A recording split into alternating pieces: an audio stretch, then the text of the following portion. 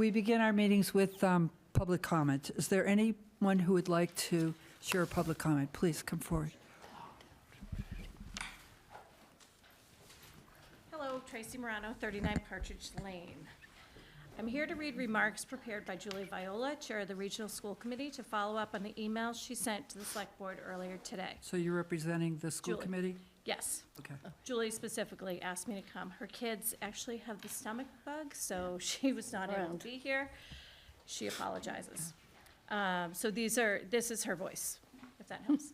We have two paths to offsetting taxpayer burden: CPA funding and ARPA funds. We've appreciated the CPC collaborating with us on potential off-cycle review. We would love to have your support in this appeal to the CPC, given the millions of dollars in unallocated funds in the CPA, as well as the crucial need for ADA-compliant bathrooms at the CCHS outdoor campus. As a reminder, 70% is used by the town rec and youth sports, and 30% used by CCHS. These facilities are used by multi-generational community members, not just students. In addition, we read the packet for this evening and see there is still a balance of ARPA funds for FY25. We've made the ask in the past for ARPA funds, like all other surrounding towns used, and not been successful with you in this ask. We'd like to ask one final time as we prep for the warrant. We're fundraising for the Thoreau Playground. We will fundraise for the track at CCHS, but we'd really like the town to consider ARPA funding to support the expense of ADA-compliant toilets, as well as the support to the CPC in the hopes of making the campus more accessible for thousands and offsetting the taxpayer costs with funds already within the community. Thank you. Thank you, Ms. Morano.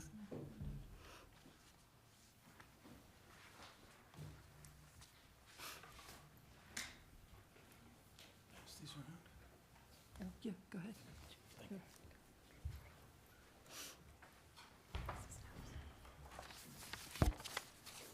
You have 3 minutes, Mike. Good. Michael Williams, 1284 Sudbury Road. Just in a matter of weeks, with the opening of the Ellen Garrison building at Concord Middle School, students will be occupying that building for the first time. The name of that building and its site are quite important because they connect us to what's happening 3,000 miles away in Altadena. For 133 years, Altadena has cared for our daughter in her afterlife and her family at the Mountain View Cemetery. And we all know that Altadena suffered a grievous loss with the fires that are somewhat being quenched by the rain now.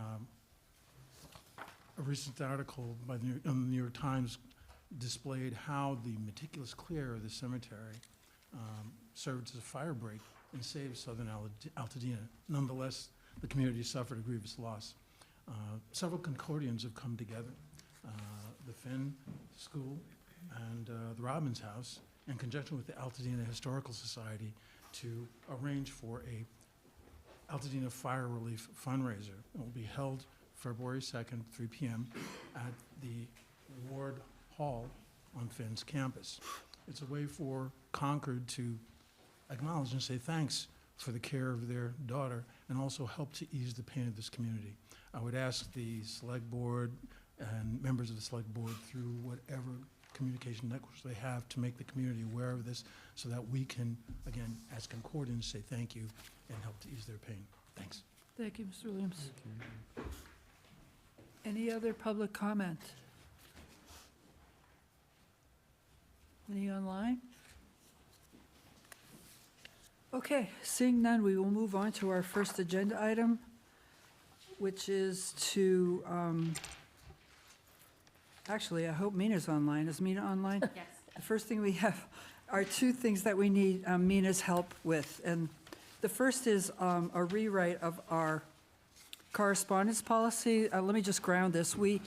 The Select Board wrote a correspondence policy, and then we realized that some of the exemptions that we embedded in our correspondence policy were exceptions, meaning letters that we would not publish. We learned that they might have been violations of First Amendment rights if they could have been construed as somewhat censorship on the part of the Select Board. So we voted a moratorium, and then we have a proposed rewrite of our correspondence policy that hopefully addresses some of those concerns. So Mina, with that grounding, I'm gonna turn that over to you as far as looking at what we have in our packet. And if you want to just walk us through some of the changes that you recommended and some of the things you want to add or delete. Sure. Good evening, everyone. And let me just add a little bit on the grounding first to what, I look like I'm in two different, I see, it's Minuteman.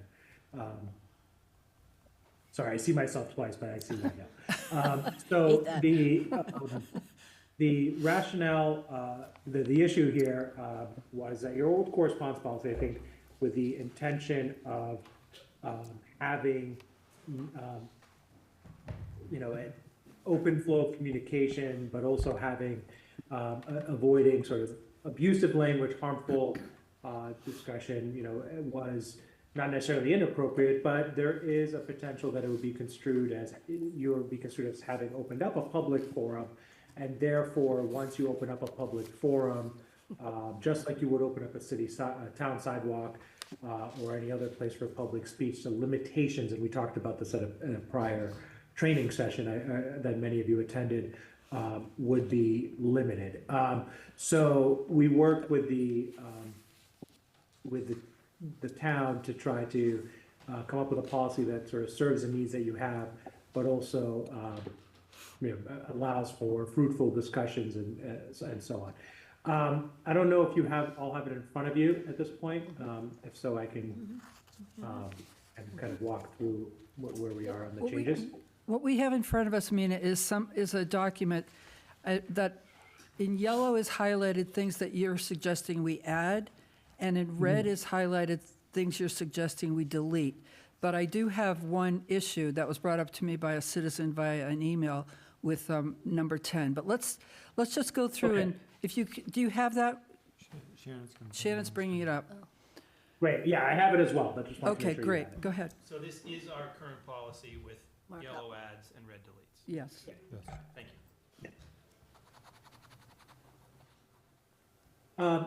So the first addition is just to make clear that distinction between there are some areas of speech where the town, whether it wanted to allow speech or not, doesn't really have a choice. For instance, again, traditional public meeting places like a sidewalk or some public parks, not all, but most public parks. This is not one of those. An internet page, a website, a town website would normally be reserved for town speech, for government speech. You've made the decision in this case, in your complete discretion, to publish citizen correspondence. So that addition reflects that policy. So it's clear that this is not something you have to do, but something Great. that you're choosing to. Good. We also added below it, and I think this, with the limitations on curating documents, a statement to make clear that what you put up on the website when it comes from citizen correspondence is not, because it's not government speech, you're not taking a side on a comment, you're not proofing it, you're not checking it to make sure that it's, all facts stated, asserted therein are accurate, et cetera. It's really just you're allowing it to be posted, but that's it. And please stop me if I'm going past something that you want to talk about, anybody wants to talk about, or I can also take questions at the end. The change in the scope, I believe it said any letter or document sent as municipal police shall be a public record is what it said before. Yes. I said it may be. Okay. The definitions of public record is defined by state law, and there may be portions of something that someone sends to a member of the select board or town staff, which would be subject to exemptions under the public records law or wouldn't qualify as a public record. For instance, someone sends something that sets off an internal investigation that may be exempt while the investigation is pending or thereafter, or something that may otherwise include personally identifying information that isn't required to be published in the interest of privacy. So this is, not to say that the warning that it may be a public record should be understated. I want to make clear that, almost everything that folks submit to the town are going to be a public record, but there are exceptions, so we want to be clear about that. Candidly, I think the next one was just a matter of phrasing. The correspondence can be from anyone. It doesn't have to be somebody who is a voter or a resident, can be from anyone. If you're opening it up as a public forum, you need to be able to accept it from everyone. However,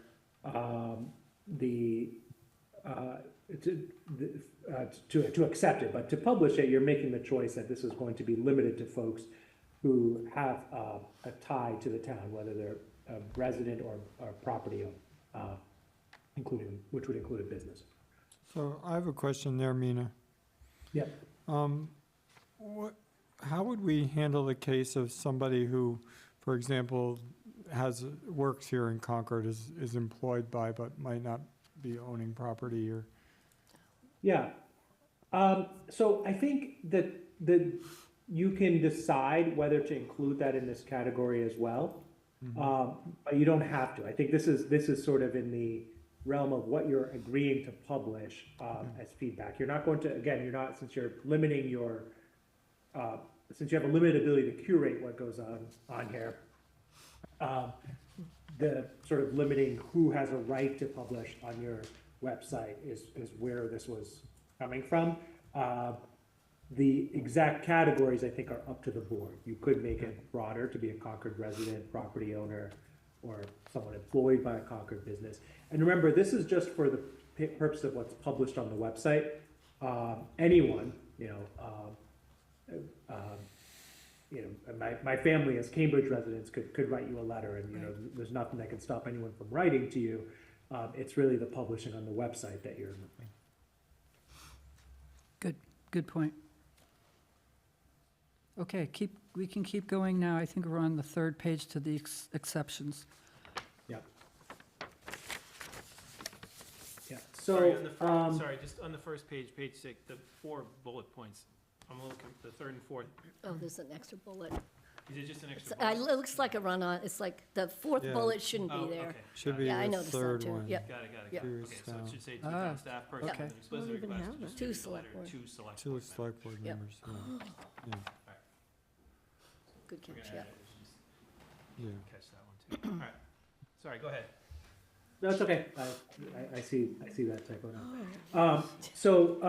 On the exception, so this is where, this is part of the advice that from us was on what you can and cannot do in the realm of reasonable place, time, and manner restrictions on speech, since you are opening up this forum.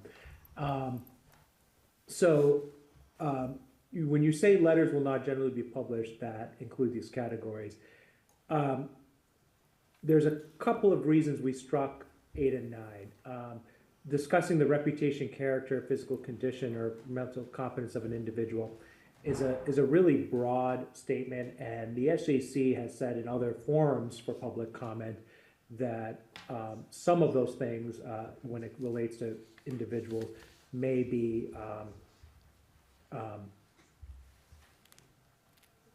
may be protected by the First Amendment. However, if it truly is getting into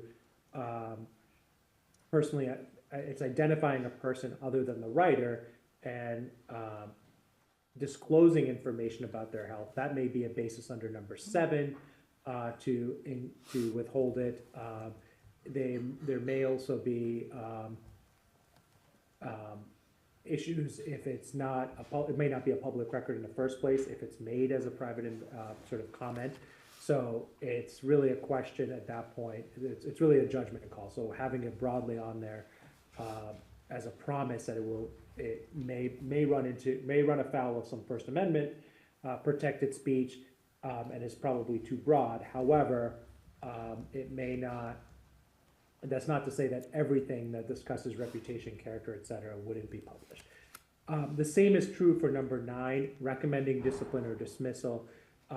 If the town is going to open up an area of its website to allow speech, avoiding letters that recommend discipline of an employee.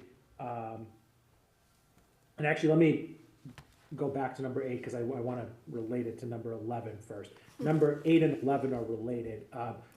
Some of the same things that would be the subject of discussion in executive session include, in some cases, a reputation, character, or physical condition. That's another reason you might not publish something under number 8, but it's safer to put it under a place where you might be receiving it but not publishing, if that makes sense. And then that was where it was sort of revised. I apologize, I don't mean to confuse things, it was just more revised into number 11. Number 9 is where there might be a broader protection, a criticism of a town employee, while we certainly are encouraging folks to make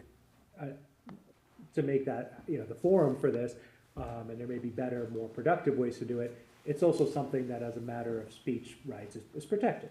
That if someone does not like what a town employee is doing, not publishing a letter solely on that ground could be problematic as a First Amendment. However, threatening speech is not protected, and that's where number 10 comes in. And physical threats or personal threats against the town staff, any other person, do not need to be republished. The limits of what exactly is a threat can sometimes be fuzzy, but generally speaking, there's less protection of speech that constitutes a threat, and there has been for decades. And it's, that's, I think, a reasonable place to draw the line. It's not threats only against town staff or select boards, really against any person. So, Mina, I remember you and I spoke about this probably a few weeks ago, and I think you mentioned at the time that there is a precedent for this, or this is common in other communities. Am I remembering that correctly? It is, and it's also where the court, even in cases regarding speech to a board, for instance, in the context of a particular meeting, there's very little that a chair of a board, once they allow someone to speak in public comment, can stop somebody for. But actual threats of violence against somebody is something that the courts have not protected, have not gone all the way to protecting. Again, there are edge cases where where it might be subjective whether there's a threat or not. There's all kinds of factual questions of, is it when someone feels threatened or when a threat is explicit? So it's not to say that this may not require further analysis on a particular document, but it should be. But there is a protection against threatening comments. That's not a right that's protected under the First Amendment, as opposed to criticism or asking for administrative process or employment repercussions for an individual. Okay. Is different than a threat of violence or threats to a person's well-being.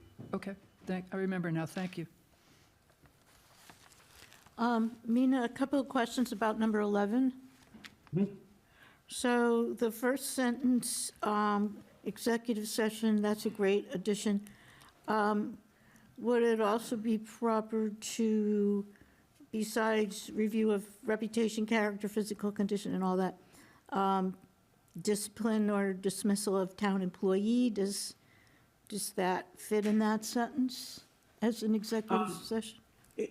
It might, and so typically one of the executive session purposes, and Terry, I apologize because I muddled number 8 a little bit in my discussion of number 8 a little bit. The reason we didn't include that language is that's currently in 9 in here, is that when you have an executive session for the purposes of discussing reputation and character of a town employee, one of the places where the Attorney General's office has drawn the line between what is and is not allowed in executive session is whether you're talking about their something that's going on, the way, just put it in a sort of very lay format, something that's going on in their personal life versus something that has to do with how they're carrying out their job. So the executive session purpose, for instance, is an appropriate place to discuss someone's struggle with addiction or someone's struggle with a mental health issue or a serious health, physical health condition that's affecting their job. it is not the place to say, you know, we're getting a lot of complaints about so-and-so, how they're responding to members of the public, or how they're, you know, meeting their work requirements, which is this sort of the second category. That has to happen in public session. So that's why it's more of a gray category, and kind of it may be in executive session, might not be. Okay, and then my second question on number 11, the second sentence in it, that looks important, but it's not striking me as belonging in number 11. It's a separate thing. It's out of place. Like 12. Could be Yeah, 12 it's either instead. number 12, or it's not even an exception at all. I actually think Well- it should be up front, Yeah, because it's not this is a list of things we're not gonna do. That's And right. That's a thing that we are gonna do. that's right. Yeah, the where it goes is, I think, is fine. From my perspective, it can go in either place. I don't recall specifically that end up here, may have come from another policy that had it together. But I understand your point, Terry. I think the point of this piece is simply that this is not, I think it's just reflecting the board's intention that this is a public forum for members of the public to weigh in, and for boards and committees to weigh in on things within Right, their purview. it's not an exception, I right. think it fits up where it To says talk with. it has to be either a Concord resident or property owner, then there could be another piece. Yeah, that's If fine. it's from a- Yep, Mina, did you understand that? There's a suggestion here that we take this out and move it into the body of the. Yes, yeah, that makes sense, yeah. That makes sense? Okay. Yeah, I would put it in the scope if that's a. Yes. Yep. Yeah, because if it was going to be in the Yeah. things that are not published, it would be boards and committees information that's not part of their primary charge. Right. Yep. Yeah. So can I ask, I mean, the intention of 8 and 9, I think, at least for me, the intention of 8 and 9 was somewhat to sort of say, you know, we want the discourse to be civil, we want it to be not sort of focused on, you know, an individual person. Understanding, okay, there's an exception there if it is under executive session, but is there any language we can have that sort of encourages that civil discourse, or says, hey, we're not gonna, Yeah, you know what I mean? By taking it out, you sort of end up with, okay, then you're saying people can Yeah. sort of go into that. so It's hard to enforce civility. Right. it's hard to enforce, but what I would suggest, and I don't know if she's on the line right now, but it's something similar to, you know, different rules do apply to town meeting, but what I think is fair game in both is similar to what the moderator often begins town meeting with. To sort of explain on the website, and it's less of a sort of a policy, but maybe at the page itself, what kinds of comments the board finds helpful in doing this job, right? And I think in a lot of places that is sort of, not only are you making it clear you're not endorsing the comment, you're making clear what kind of comments further conversation or help you make just better decisions and which don't, right? So it's really more encouragement than anything else, but the sort of tricky part, and for good reasons under the First Amendment, is that once you allow folks to speak, you can't regulate civility, but you can certainly encourage it. So what do you think, Cameron? But yeah, I mean, it sounds like if we're gonna publish letters, that those things would have to come out. It sounds like, I mean, it doesn't sound like there's really much of an Yeah. alternative. but can we mean, add Some something comment. like number 12, something about, if deemed by the chair to not be civil discourse, you know, using whatever, No. I don't know, I know that doesn't sound like the right wording, but somehow the moderator has the right wording at town meeting. Well, I think what Mina was Go ahead. saying is that would be part of the body of the, Yeah, that's the what I the was- Okay. publication, Yeah, which would that's what I say, would say. this is what we're hoping to accomplish. Right, okay. And these are the ground rules. And then over here, we're getting very specific about things we won't accept. Well, it says generally, but, Expectation. yeah, in the body is fine. That's a good idea. Does somebody want to take a shot at Something writing in that? the purpose. under purpose. And to be clear about that, just to make sure, there's not a misunderstanding on this, Terry, to your point, the moderator at town meeting is technically overseeing a legislative body, which has a lower degree of protection for being able to make civil remarks, et cetera, because she's moderating a debate of a legislative body. In part of the reason the policy is changing is that you can't regulate it. You can only really encourage it because you're opening this up as a public forum. So I think just to be clear, Yep. Even Okay. saying that doesn't mean that the board can say this really nasty letter that's written has to be taken down, or can be taken down. You may not. That's sort of the implication here, is that by allowing or choosing to open this up for public comments, you're acknowledging that some of them may not meet what even a unanimous vote of the board would want to see posted on the website. So what do we think? Do we want to Well, put? rereading the purpose and scope sections. Yep. I mean, we already have statements in there, like correspondence should discuss matters relevant to recent occurred and future potential agenda items. The board encourages, where is it? Letters and Yep, citizens yep. enhance participation. We do it. I mean, I think there's a lot of encouragement. I mean, we could throw the word civility in there someplace. I seem to recall from reading this before, and I'm not seeing it right now, is there's also an encouragement to brevity. There it is, right, There it right is. at the top. Yep. So I think we're doing a lot of, this is what's helpful. I I'm do- not sure we I do need too. more.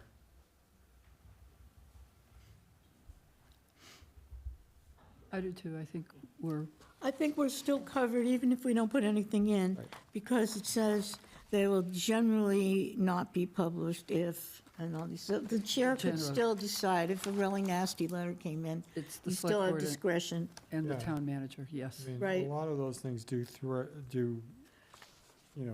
tend to wander into areas that can be construed as threatening.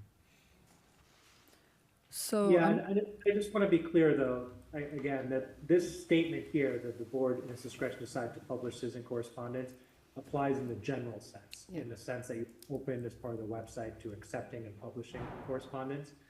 This would not be how you decide that a particular letter should not be published. That's where Right. you could start getting into, it's hard because there are always factual issues, but it's a potential violations of the First Amendment if it's protected speech. So this does not give you discretion to publish sometimes and not publish other times. But it is how you would encourage, if it's threatening, then you're allowed to not publish it. If it's somehow otherwise fits into these exceptions. For instance, it's totally off topic, it doesn't relate to an agenda item, so there's no reason for it to be published on the select board's webpage. That's a limitation that you can set. It's objective, it has to do with topics, general, or it's excessive writing. This is why the 3 letters, 15 letters are sent. But just to be clear, this is not a one at a time discretion in this I language. understand. okay, thank you, Mina. I'll take public comment. Do we have brief, I need brief, please. Tanya? Yeah, hi, Tanya Galis, 62 Prescott Road. Thank you. 3 things. One, I hope you will include people who work in Concord, whether they're employed by a Concord company or not. They might be self-employed. Number 2, to perhaps make an exception for people who would prefer not to have their letters published for whatever reason. One of them might be not to fill up their quota. And my third comment is about the item 10 about the threats. I think council explained why you don't have to publish letters that contain threats. However, I would suggest that you consider going ahead and publishing letters with threats anyway for the protection of yourselves and for the public, and to expose the person making the threats. In other words, perhaps use some discretion there. if you choose to publish something with a threat, that you maintain that right. So, thank you. Thank you, Tanya. We do have some discretion, we do, and it is up to the select board chair or the town manager. And as far as your point about people who are addressing their letters just to the select board, they will not get posted. If they request that they don't get posted, they won't get posted. Pamela? Mary, may I just? on Oh, yeah, that- do you want to correct me? No, I don't want to correct you, but I just want to add a caveat just to make sure that's clear. Folks would still need to want to be published. That doesn't necessarily mean their letter is protected from disclosures of public record. That's sort of the point I was making earlier. But Oh, it may be yes, that yes, want it to be okay, published good on the point, website. thank Yeah. you. Yeah, that's the footnote on the last page. Right, Yep. That they are still public Public records, record. whether they get that's published or right. not. They may still be public records. They may They still may, okay, good. Pamela? Pamela Dre? Pamela Dritt, 13 Concord Green.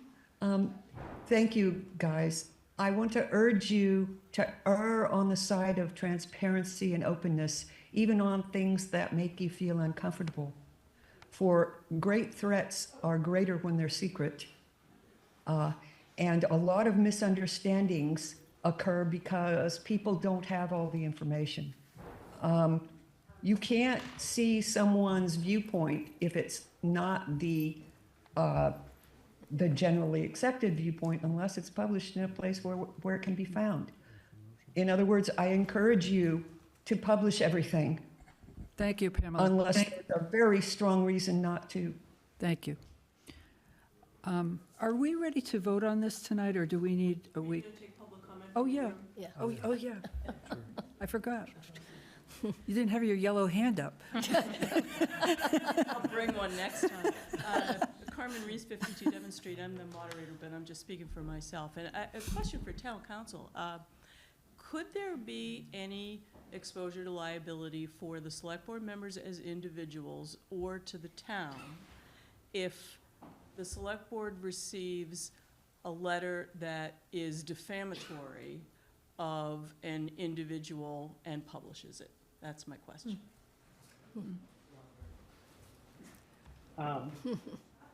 Thank you. Thank you, Madam Moderator. So blurred out of habit. I think that the short answer is likely not. The way that this policy is written is intended to make clear that it is opening a limited public forum, and that the town is publishing only in the sense of putting up the material. It is not endorsing it, it's not claiming its veracity, etc. That doesn't mean that someone could not try to bring a claim. If the board is using that information and then distributing it further, making it its own speech, I think that's where liability could potentially happen, both on the as in the institutional side, to the extent that sovereign immunity is waived under the Tort Claims Act, or individually if it violates someone's civil rights. It goes beyond that. But it would be a very high bar to do that, because at the beginning of all this is that this is all being posted if it's on a matter of public interest in the first place. And there's also, it's the standard in the United States, at least to date, for defamation claims is incredibly high, I guess, for a public entity, especially with a public entity is only taking comment. And I will say the recent trend, especially Massachusetts courts, has been to err on the side of allowing more speech, regardless of its content, rather than putting on public officials the responsibility to determine when speech is important. Okay, are we ready? So, well, I just have one follow-up, and Mark mentioned it, and so did Tanya. What about workers of town business? Do we want to add that as a criterion for inclusion? I just want to follow up on it. Yeah, Mark, so- but Tanya also Well, Yep. I guess I want to ask a follow-up question about that, because there's two categories of people. There are kind of a lot of here in Concord who are likely or possibly neither property owners or residents, and they are workers, employers, employees, and also potentially students. Yeah. And there's certainly stakeholders in our community. And so I guess the question that I want to ask is, if we don't explicitly add those categories, do we get ourselves into trouble if we, say, published letters Must. from those folks? Or do we need to add them into these categories in order to enable us to be able to have that option in the future, should we want it? It's a good question. Generally speaking, you would still retain that option. I think the tricky You're frozen. You wedged. First Circuit, the First Circuit's and the Supreme Court's recent cases on the First Amendment, looking at not just what is in the policy, but what is sort of the track record. And so if there's a track record that, 99 out of 100 letters from employees in town get published, but the one that doesn't is the one that happened to be critical in the select board, that makes it a little harder to justify, right? So it sort of leaves it leaves some possibility for discretion to creep in a way that may not be as easy to defend later. But it's certainly a reasonable starting point to say that you're limiting this to folks that would have a direct interest in the town in some way, whether that includes, it's up to you how broad that should be. But that's a reasonable restriction to start off with. But if you decide to waive it in certain cases, you may have trouble with saying no when you want to in a later case. I'm okay with leaving it the way it is, realizing that all letters are read by the select board. I think in order to do what Mina just said, we Yeah. could change the word must to should, and it would be a little bit less, because if they must be from a Concord resident or property owner, but if it's, correspondent should generally be from a Concord resident or property owner. That gives us some flexibility. What do Yeah. you think, Mina? I think that's okay. It doesn't Okay. entirely solve the issue I mentioned. You Right. still have that Or issue. when you- or expected to be from. Yeah, expected. expected. yeah, Are it's are good. expected to be? Well, the issue then is if you start, it's very hard to do Opening it the for door. one and not do it for all. I mean, that's the issue. Yeah, and I think we're looking for connection, we're looking for a strong sort of ongoing community connection to be, I think is what we're searching for in a way to do that. I would be okay with not adding it. I just think it opens up Me too. a whole longer conversation about if you have town employees writing letters versus sort of going through kind of. Yeah, I wasn't thinking of Well, town I employees, I wasn't was thinking either. about people who are employed, like they work at the hospital, or they work at the bakery, or, and they're in town every day doing their job, and then they encounter some, I was, Oh, I got you. I know what you're, okay, okay. So, Yeah, But- okay, so Yeah. that is yeah. different, but yes. People who But then work we in have to- Concord we- for we- their job, Got it, Right. got it. We also have to be cognizant of the administration of this policy, yeah, whereas I think if we make it too complicated, and it's hard it's to a lot harder validate to that. administer it. Yeah. And so I'm right now a proponent of simplicity.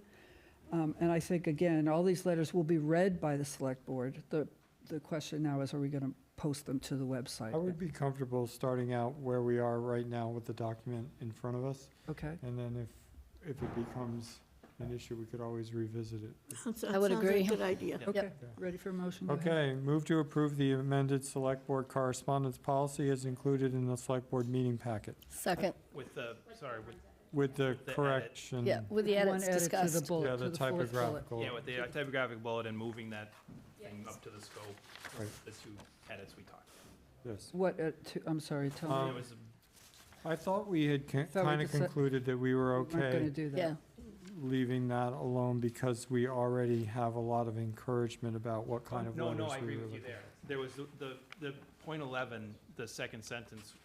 Oh, letters Just gonna from move boards it. and We're just gonna committees. Move it up to the Okay. scope. Oh, because it's Right. what is, Yeah, okay, yeah, yeah. okay, Yeah. Okay. okay, It's- That's fine. yeah. great, So it's Yeah. just moving that. great, okay. Motion amended. second. All in favor? Aye. Very good. Thank you. Thank you. Okay, Mina, let's talk about the lease of land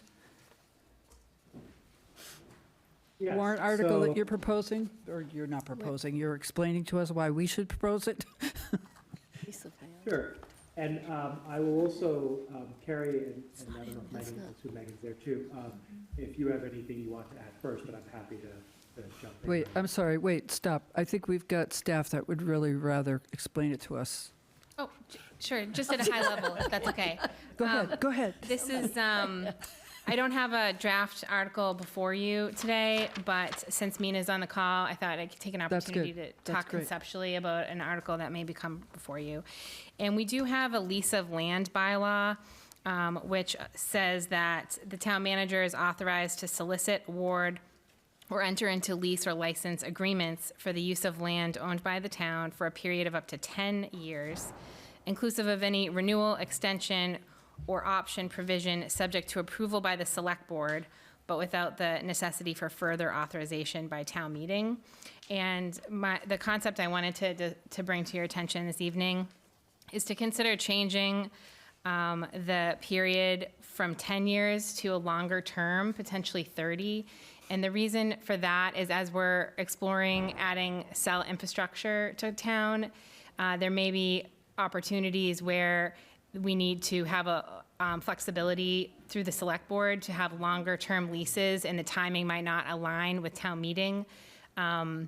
Because for some private investors in the infrastructure, a shorter lease term may be an inhibitor to a transaction. So I wanted to bring that to your attention this evening. And Mina's worked on this in other communities and is available to answer questions about the concept.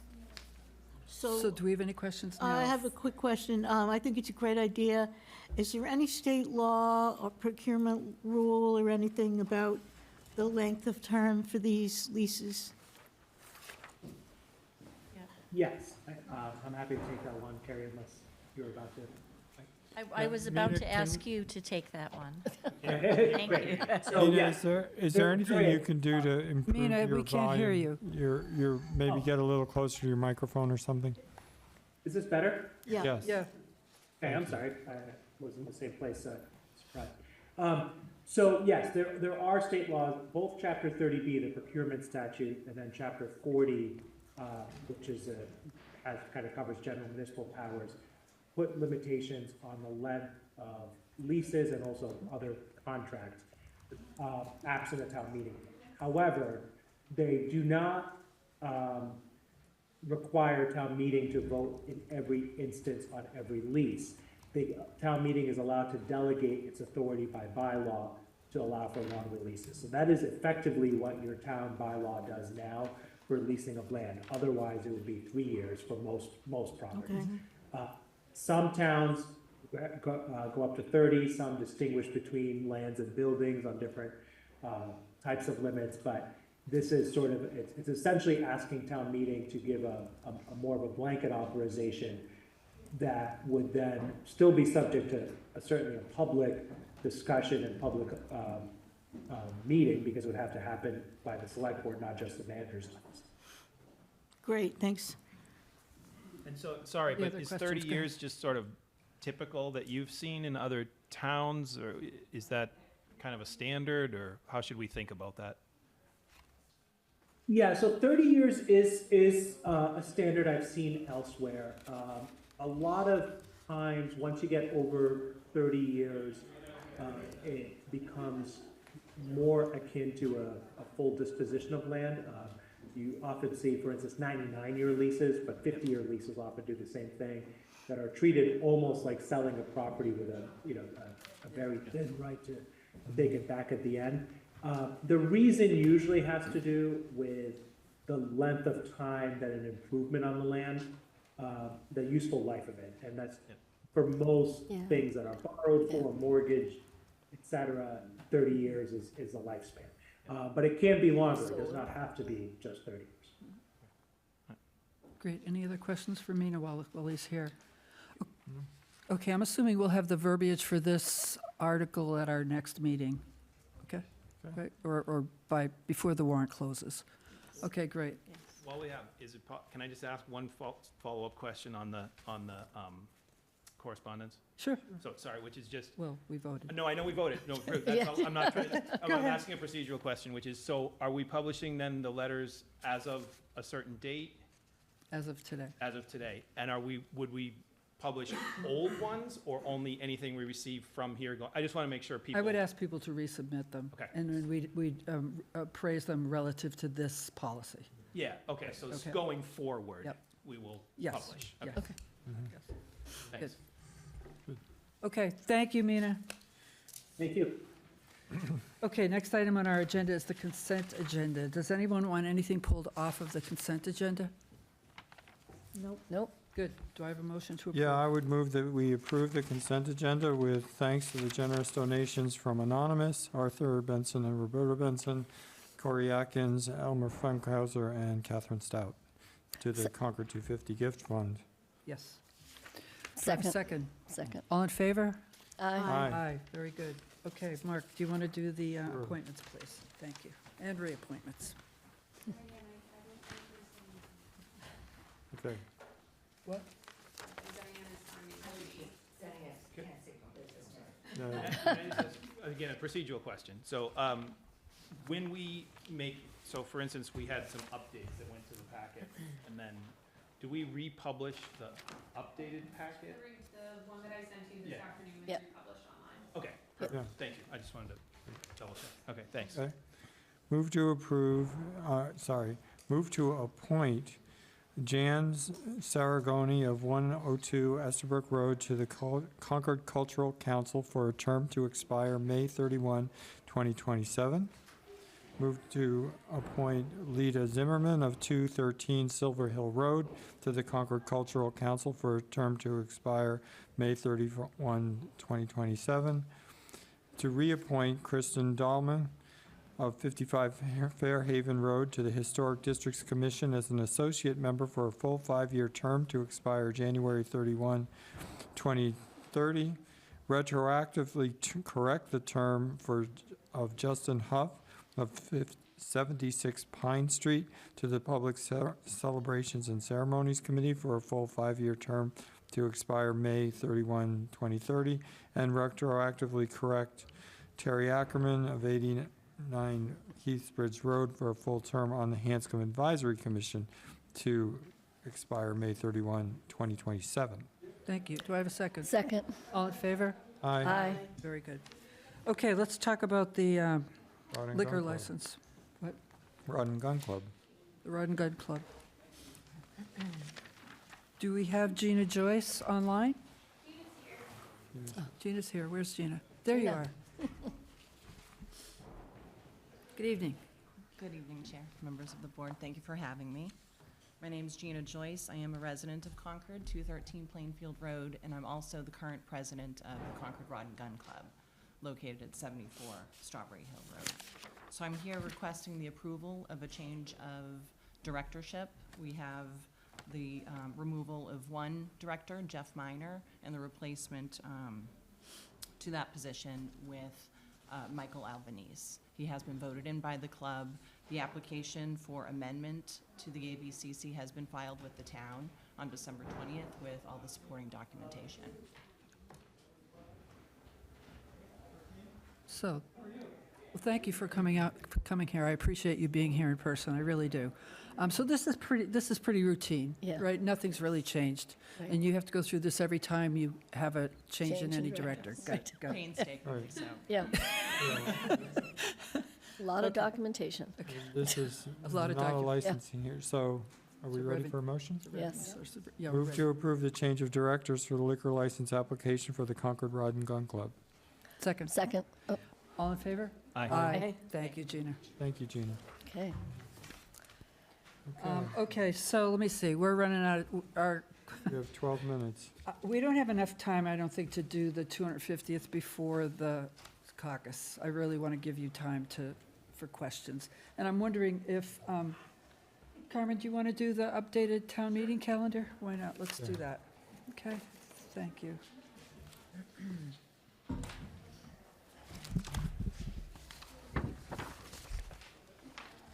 Good evening. So you have, should have in your packet the proposed revision to the 2025 annual town meeting calendar.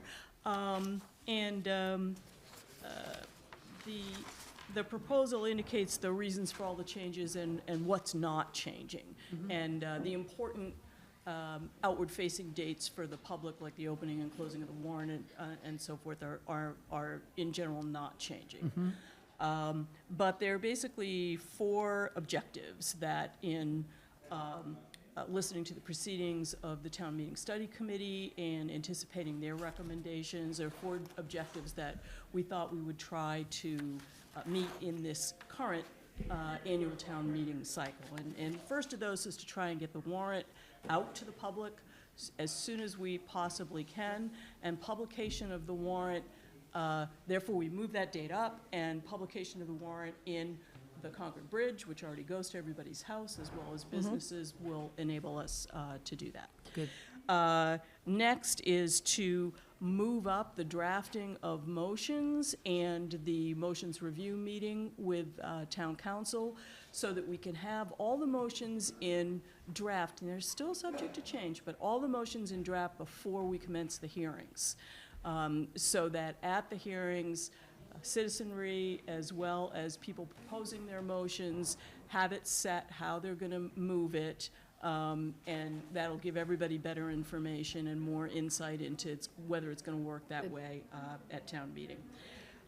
Third, and this is a kind of significant change, is the notion of a briefing book, which since we won't have mailed on behalf of the town the warrant, it will instead come to everybody's house in the Concord Bridge.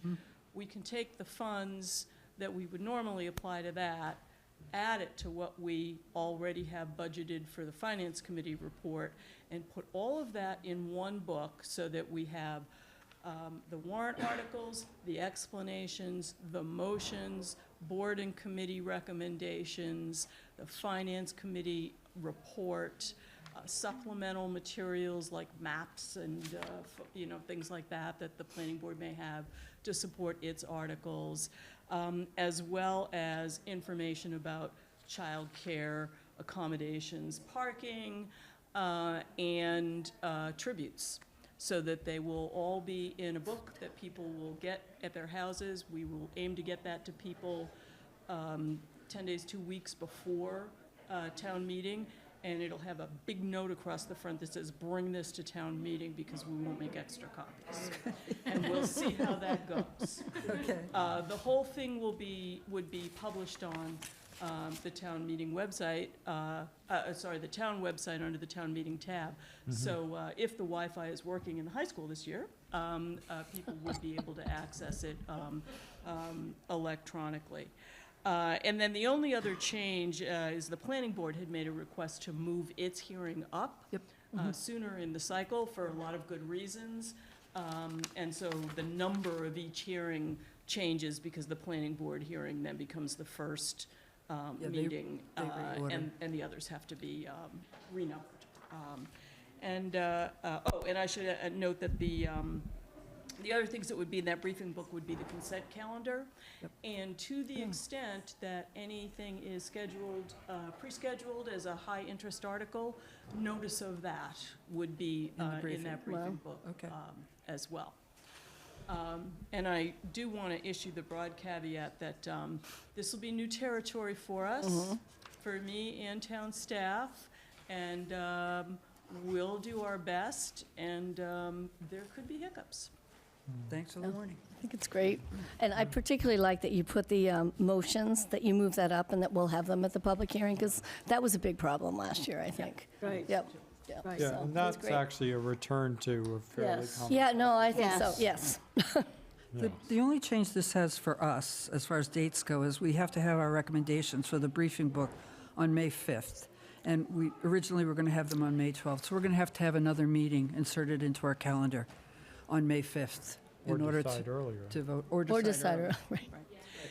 And I decide now. should add also that I've spent time with town staff, the town clerk's office, with the town manager, with the finance director, and the finance committee, and we have worked out publication of the warrant with the bridge, and they have been enormously accommodating and cooperative Yes. with us. Great. And we're really, really grateful for that. That's They're pivotal. really, That was, yeah, doing everything in their power to make this possible. that's It's great. So can I just ask for clarity? So there's a couple places here where, so like March 3rd, vote on the warrant order, March 4th, warrant review with town council. I mean, it's like a one-day turnaround. Is that, Yeah, is that cool? Like, that's Oh, yeah, gonna no, work? that's fine, Okay. because the warrant order is that's just the order Yeah, in which the Oh, got it, articles got will it. appear on the Okay. warrant, And that's then- all. All right, and then my second question was similarly like March 27th, March 28th. So warrant mailed to households, and then the deadline for motions has moved up a lot, like 6 Yep. weeks. Yes, it Does that- is. What does that, that's what we were just. what talking impact does that have on people? That'll be new for people. And so we will be, memos will go to town staff, we will know who every article sponsor is, as in the person who's responsible for shepherding a particular article through the whole process. And all those people will get emails, memos, and if we don't hear from them, they will get phone calls about getting their draft motions in. Yeah. Remember, the motion is the language Yeah. that we actually vote on in Vote, I know, town meeting. right. And so there's Should a be close real to the one. advantage to having that language in front of you when you're hearing about an article at the Public hearing hearing. and trying to Yeah, yeah. decide what I you just want to want. make sure there isn't a dependency, it's like, here's a thing, then the next day, Yeah. here's a thing, that there Yeah. isn't some Yeah. link. No. As long as it's, can happen in parallel and those things are okay. then I proceed can to tell this. you, we gave a lot of thought to this, and there are a lot of moving pieces Yeah, yeah. here, Yeah, and you have to yeah. make sure that you don't collide with That's what I was yourself. just asking about, and you don't yes. run into an interdependency there that Yes. sort of breaks it. Yes, so that's why I say, on paper, it looks like it should work. Could there be hiccups? Yes. Sure, Yeah. got it. Great. Thank you. Are we good? Yeah. Yeah. Move to That's good. approve the amended annual town meeting calendar as included in the select board meeting packet. Second? All in favor? Aye. Great, thank you, Carmen. Move to adjourn. temporarily adjourn the select board meeting for the town caucus and to re-adjourn immediately following. Do I have a Second. Second. All in favor? Aye. Very good. Okay. Will the 2025 Annual Town Caucus please come to order? Under Massachusetts General Laws, Chapter 53, Section 118, as town clerk, I shall preside until a chair is elected by the caucus. I now declare the meeting open for nominations for chair of the caucus. Madam Clerk, I rise to nominate, I'm John Bratsley of 10 Edmonds Road, and I rise to nominate Michael Lawson for chair of the 2025 Town Caucus. Mr. Lawson lives at 1695 Lowell Road. Thank you. Is there a second? Do I hear any other nominations? Hearing no other nominations, is there a motion to close the nominations? Is there a second? All in favor of closing the nominations, say aye. All opposed, say nay. The motion carries to close nominations. All those in favor of Michael Lawson as chair of the caucus, please signify by saying aye. Any opposed, please say nay. I declare that Michael Lawson has been elected to serve as chair of the caucus. Thank you, Madam Clerk. Good evening, everybody. This is not picking up. Do we have somebody to hold it for me? Yeah, there are a few seats up front and on the side if anybody would like to come up. All right. As the chair, I want to report that I've inspected the notice of caucus for compliance with Massachusetts General Law, Chapter 53, Section 118, and find that it is in order. The notice was posted in 5 places throughout Concord and posted online. Additionally, by inspecting the audience, I determined that a quorum is present, only needing 25. We have certainly exceeded that. I now call for nominations for clerk of the caucus. Mr. Kraft. Again, I'm John Bratsley of 10 Edmonds Road, and I nominate for clerk of the 2025 Town Caucus Thank you, Mr. Grassley. Do I hear any other nominations? Hearing no nominations, is there a motion to close the nominations? Is there a second? All those in favor say aye. Those opposed? The nominations are closed. All those in favor of Anita Techley as clerk of the caucus, please signify by saying aye. Those opposed, please say no. I declare that Anita Techley has been elected as clerk of the caucus. Thank you very much. The purpose of the caucus is to nominate a candidate or candidates for each office to be filled.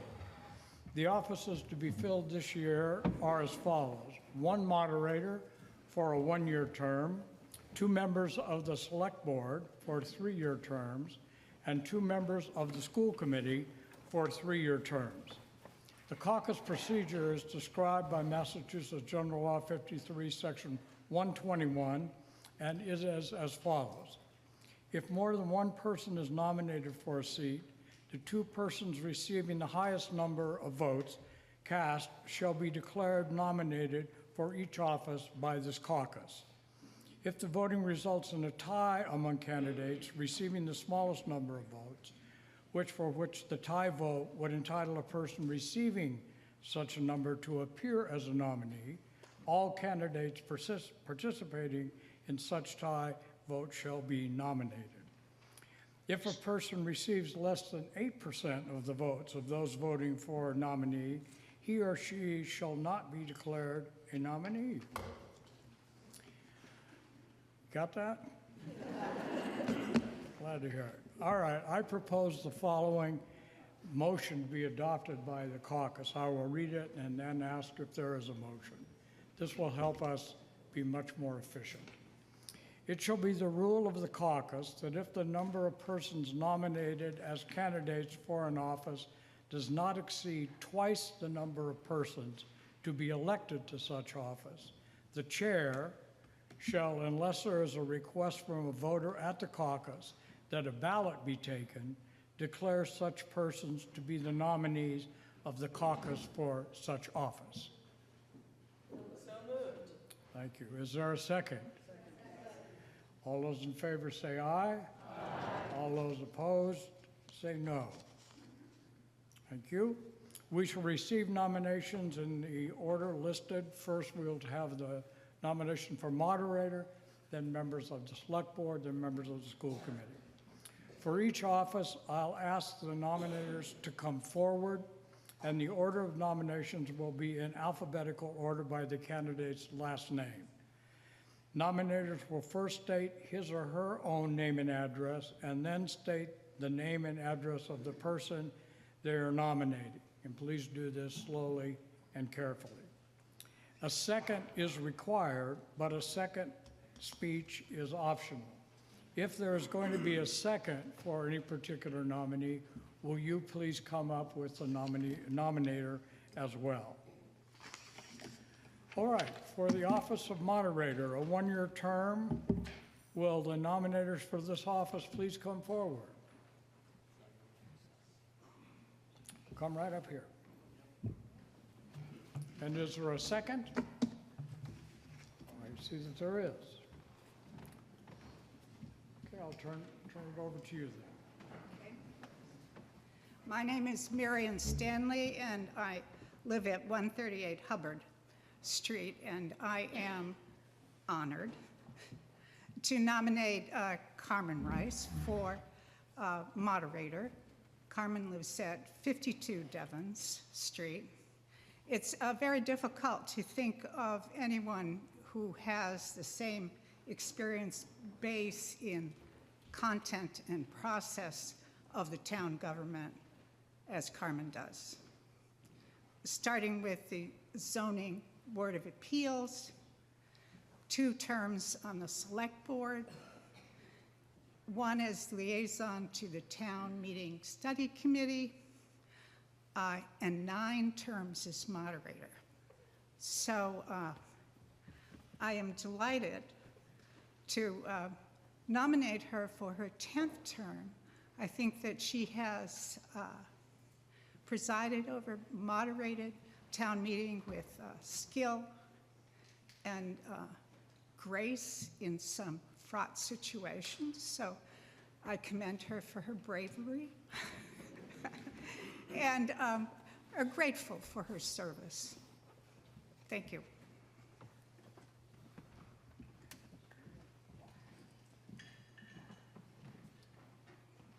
Eric Green, 52 Devon Street. I second her for one more year.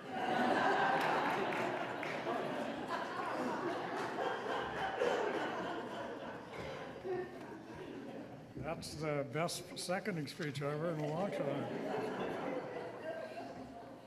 Are there any other nominees for moderator? Hearing none, then I declare that Carmen Reese is nominated for moderator at the 2025 Town Caucus. Would you please stand up, Carmen, and be recognized?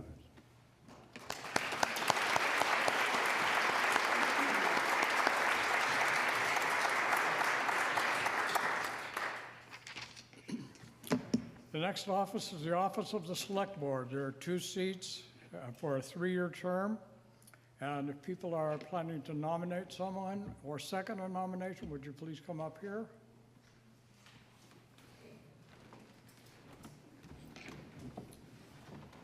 Okay, your primary nominee? Who are you nominating? Okay, you're first. And then who, is there a second for Elizabeth? Carol? And then who's nominating Paul? You are, okay. And then who's seconding Paul? Is there a second? Richard is second. Paul, okay. And then Mary, who is Mary? Mary. You, and you're second. And then Joe and Joe, okay? So we'll just go on. Sure. Cato, you start. Cato Anderson, 14 Park Lane. I am here to nominate Elizabeth Akehurst Moore of 86 Holdenwood Road. It is my great honor to stand here tonight and nominate Elizabeth for Select Board. Elizabeth is the kind of leader who embodies the very best of what Concord stands for: principled decision-making, thoughtful leadership, and a commitment to our community. Elizabeth is data-driven, measured, and analytical in her approach. Whether in her past role on the Zoning Board of Appeals, her current role on the newly formed MCI Advisory Board, or as an integral member of the Concord Business Partnership, her contributions are always thoughtful, well-researched, and guided by a commitment to making informed, intelligent decisions. Of course, many of us know Elizabeth through her successful business, the Concord Market, which has become a beloved part of a community that feels like it's always been here. Personally, I cannot imagine life without it, especially after losing West Concord Supermarket and their unparalleled steak tips, which you would have found Alexa and I cooking most nights when we lived in West Concord. Elizabeth's commitment to supporting our town is evident in every aspect of her work. She's not afraid to roll up her sleeves and take on hard work necessary to make thoughtful, sustainable decisions for our town. She's an intelligent, analytical leader who knows what she's talking about because she takes the time to research topics thoroughly before forming position. Elizabeth has already done so much for the town of Concord, and I am confident that her service on the Select Board will only further strengthen our community. Please join me in supporting her nomination.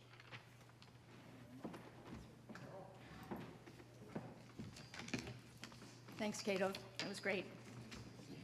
Good evening, everyone. My name is Carol Finnegan Wilson. I live at 7 Edmonds Road, and I'm happy to be here to second the nomination for Elizabeth. But before I start, welcome 2025. I have to use this. It's a historical moment for Concord. And as we get ready to celebrate our 250th celebration of the Battle at the Bridge and the beginning of the American Revolution, just want to thank all of the scores of Concord citizens who have been working long and hard to ensure that we have a wonderful and safe celebration come April. But as we move beyond the Concord celebrations, let's be sure that our town leadership is working together for all of us. Leadership that ensures a healthy financial future, that promises excellent town services, superior schools, as well as a vibrant community and business sector where we can grow and thrive. Today, we are very fortunate that Elizabeth Akehurst Moore has stepped forward to run for the Select Board. She has excellent experience in all of these areas, and I have great respect for Elizabeth as owner of multiple businesses, as a mother, and as a visionary. She is a fellow Concord Business Partnership Board member and has worked on many town committees, including 2 terms on the Board of Appeals. We served together on the Town Governance Committee back in 2016, and her legal acumen was a great help to the committee. Elizabeth is smart, analytical, and inclusive. She listens, she is able to identify issues clearly, and she works collaboratively for solutions. She is result-driven and a team builder in all of her business dealings with her friends and her family, and as a committee member. In other words, Elizabeth is a doer and a leader. I am so appreciative that Elizabeth has stepped up to run for our select board. We have much to do in Concord, and Elizabeth is up to the challenge. For many of us here, we know and respect Elizabeth, and for those of you who have not had the pleasure of getting to know her, please take you some time to get to know her, and I hope that you will endorse and support her campaign. Thank you very much.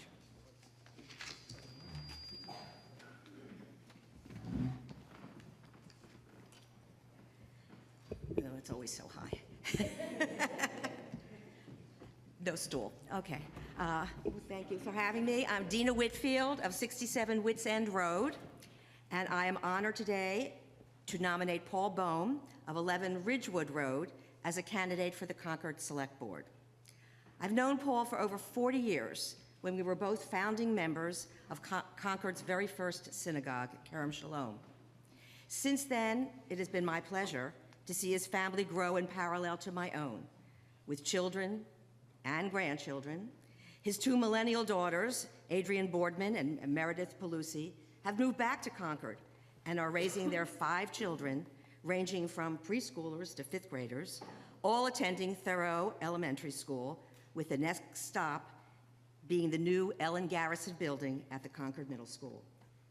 Consequently, Paul's priorities and concerns span the 3 generations of Bohms now living in Concord. Think of him as the candidate with a multi-generational perspective. Paul brings a wealth of experience, expertise, and energy to the Select Board. He is an internationally known environmental scientist who during his professional life managed large business divisions at several firms, including Arthur D. Little and Exponent, Inc. In his most recent role as the managing director and group VP at Exponent, Paul took on major business, financial, and technical roles, bringing his data-driven experience to help solve complex, high-visibility problems.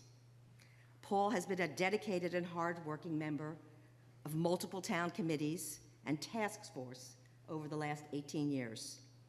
He is probably best known for his technical consulting and advisory work on the 2229 Main Street Superfund site, which some of you may know as StarMet, some of you may know as Nuclear Metals, but it's still a Superfund site.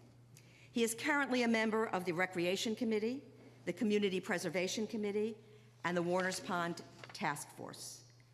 Yes, Paul is a multitasker, and as I told you before, he has a high degree of energy. He's considered a valued team player.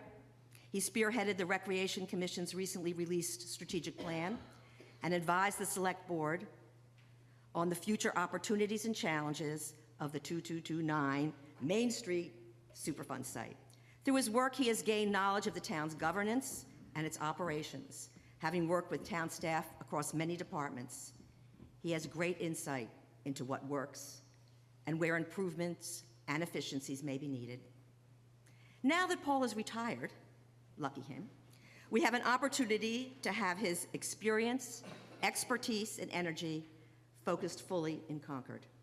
Paul's multi-generational perspective on many issues is the basis of his deep dedication to the future of our community. Combined with his wide knowledge of the town, Paul is an ideal candidate for the Select Board. Thank you. Rich Feely, 347 Lexington Road. I'm honored to second the nomination of Paul Bohm, and I was also thinking how honored I am to live in Concord, which is one place, this room proves it, where democracy hasn't died in darkness, at least not yet. This is a critical time for our town.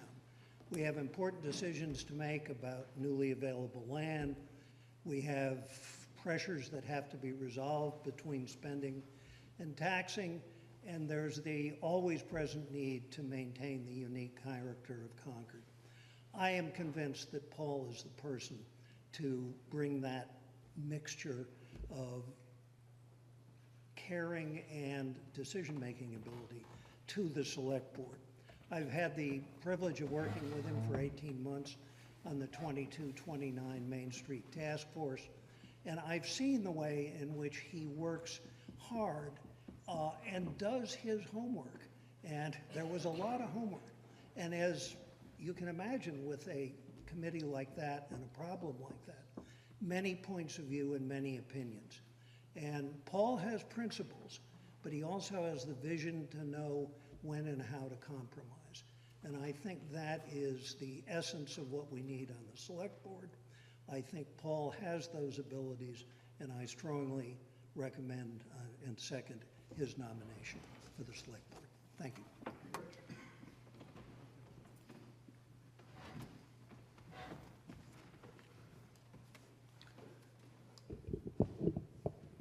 Sven Weber, 50 Belknap Street. It is my honor to nominate Mary Hartmann of 16 Concord Green for re-election to the Select Board. I have known Mary now for several years, both in my role as Public Works Commissioner and as a private citizen. I was able to observe her and interact with her, and this is what I learned. I learned that Mary is an active listener, seeking input before making decisions. I learned that Mary tries to strike a balance between short-term actions and long-term goals with a clear eye on the long-term directions for the town. I learned that Mary is well organized and up-to-date regarding the topics and issues in town. In her current term as Select Board and as current chair, Mary accomplished being true to herself on many fronts.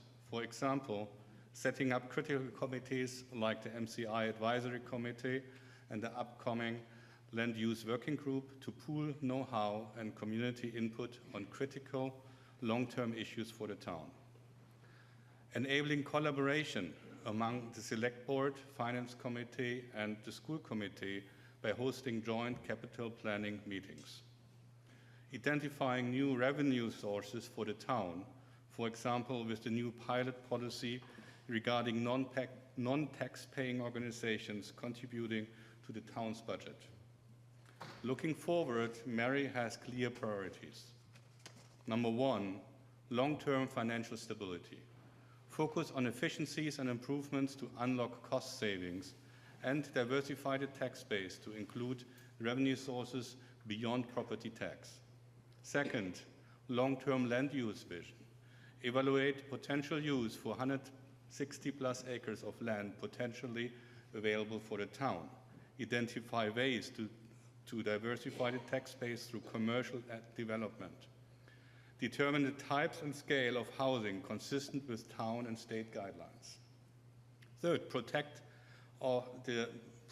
Concord's infrastructure.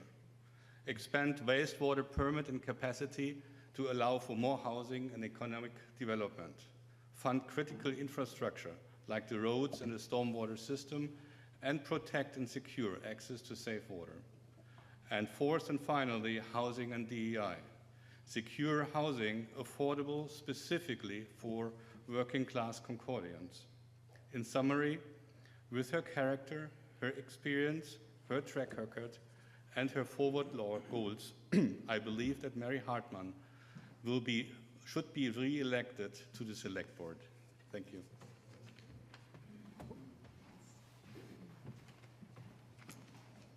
Hi, everyone. Can you hear me okay? I'm Susan Melota-Zenek, and I live at 392 Border Road. I have the privilege of seconding Mary Hartmann's nomination for another 3-year term on Concord's Select Board. She lives at 16 Concord Green. I know Mary through our participation at the Rogers Community Garden off Harrington Road in West Concord. Mary and her husband Bob have been our next door garden plot neighbors for the last 7 years.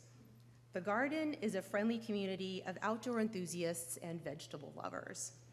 My partner Ed and I enjoy chatting with Mary and Bob and petting their dog when we're at our plot during the summer, watering, weeding, and if we're lucky, harvesting.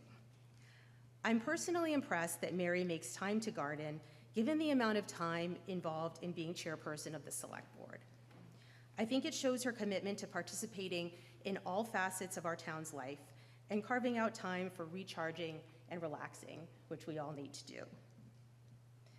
Concord has so much to be proud of and so much history to cherish. In case you haven't heard, we're celebrating a 250th anniversary in a couple months. It's an exciting time to commemorate the past. Mary recognizes that our town has so many opportunities in the future. We have big decisions to make about land that's becoming available, like the MCI property and 2229 Main Street.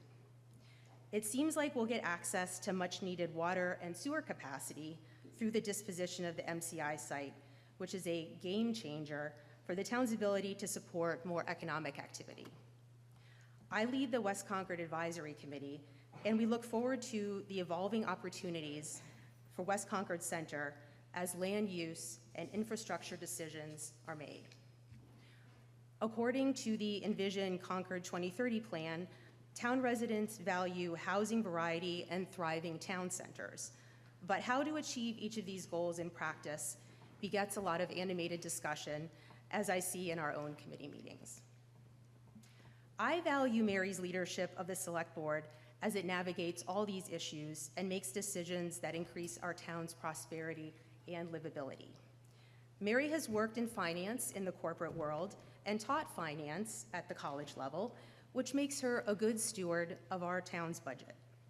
She's curious to learn the facts, calmly listens to others' opinions, and synthesizes it all to arrive at hard decisions on contentious issues. Mary is a good-humored, humble, inquisitive, and thoughtful person. These are all qualities that make her a respected leader.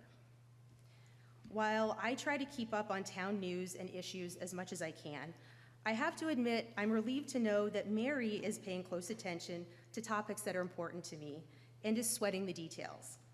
I know we'll be in good hands for another 3 years with Mary Hartman on our Select Board. Thank you.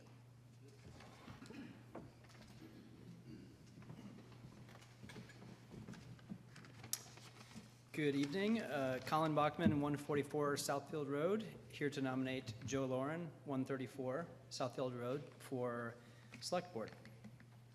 So I stand here before you today to nominate Joe Lauren, who isn't just committed to our town, he's really invested in it. He's so invested in it, he's my neighbor.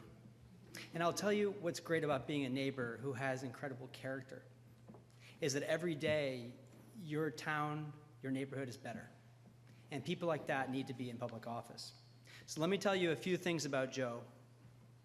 Number one, he is invested in our future, and our future is also our kids in town. He's supported the town youth sports programs, he's taught the game, he's analytical about the game, and you'll hear about that in a few minutes. He's a microcosm of what this town needs. People who live in the town, invested in the town, and all about the future of our town. He also supports Kicks for Cancer in a really incredible way.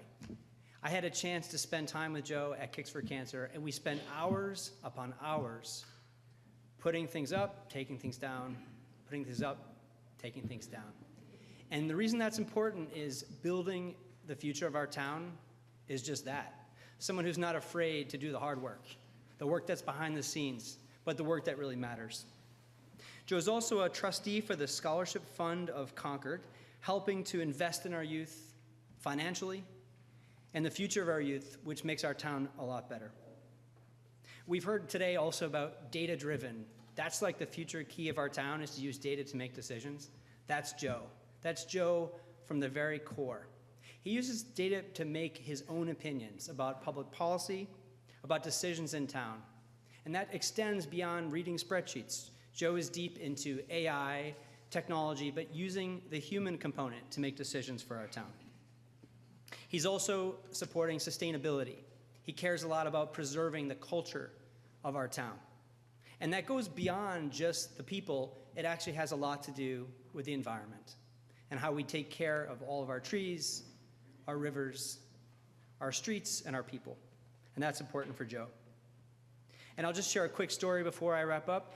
I'm a Buffalo Bills fan, in case anyone else is out there. And I lost my flag last night, which is my Buffalo Bills flag. It blew away in the loss and ended up on Joe's lawn, my neighbor. And of course, you want neighbors who care about your passions and are committed to making things better for you. And Joe's returned my flag. So with that, I will just say Joe is such a genuine person, a person who will lend a hand. A person's all about character. But behind the scenes, a person who cares about the town, who's data-driven, and who's been committing many, many years to making this town better. And I really wish you will join me in supporting Joe for Select Board. Thank you.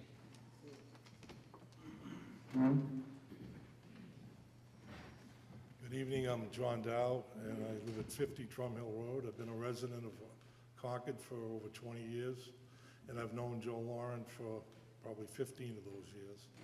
And I have the honor of seconding the nomination for Joe, and I could talk about all the things he talked about how great a businessman and everything, but all I can tell you about is he has twins, we have triplets, and we kind of always ended up coaching together because they said, if you guys don't show up, we don't have a game. So, and coaching, especially youth soccer, it's not about teaching them skills, teaching them it's okay to win and lose. It's about keeping the parents happy because they all think their kid is going to be the next star and wants to be out there all the time. So I struggled with that time after time. And one time Joe was coaching with me and he said, I've got a solution. And I said, how can we do? And he came up with a spreadsheet. And the spreadsheet calculated each child, how long he was going to be in the game and how everything was going to work out. And it was like magic. So anytime a parent came up and said, well, how come my son wasn't at the end of the game? Well, here's the spreadsheet. And it would work that way. And as I became age director for the youth soccer for that age group, every new coach that I signed up, I gave him a spreadsheet and said, this is how it's done. Well, no, but in every volunteer and charitable endeavor that I've taken, the Laurens have been there, either Joe or Maureen, and I can't tell you enough about how every time I needed something, like we were barbecuing for Kicks for Cancer, and Joe saw me, he said, we're running out of hamburgers. He went down to Crosby's with his own money and bought another big pallet of burgers and got me whatever I needed. I mean, every time there's something I care about in this town, Joe's somehow involved with it. And, I have a lot of stake here. Like, I'm a homeowner. I own a building, a commercial building. I have my practice in this town. So it means a lot to me that we have good leadership, and I really have full faith in Joe, and I know he'll do a great job if he's elected. Thank you. Thank you all very much. Are there any other nominations? Seeing none, then I declare Elizabeth, Paul, Mary, and Joseph the 2025 caucus nominees for a position on the Select Board. Would you please stand? Be recognized. I think all of you.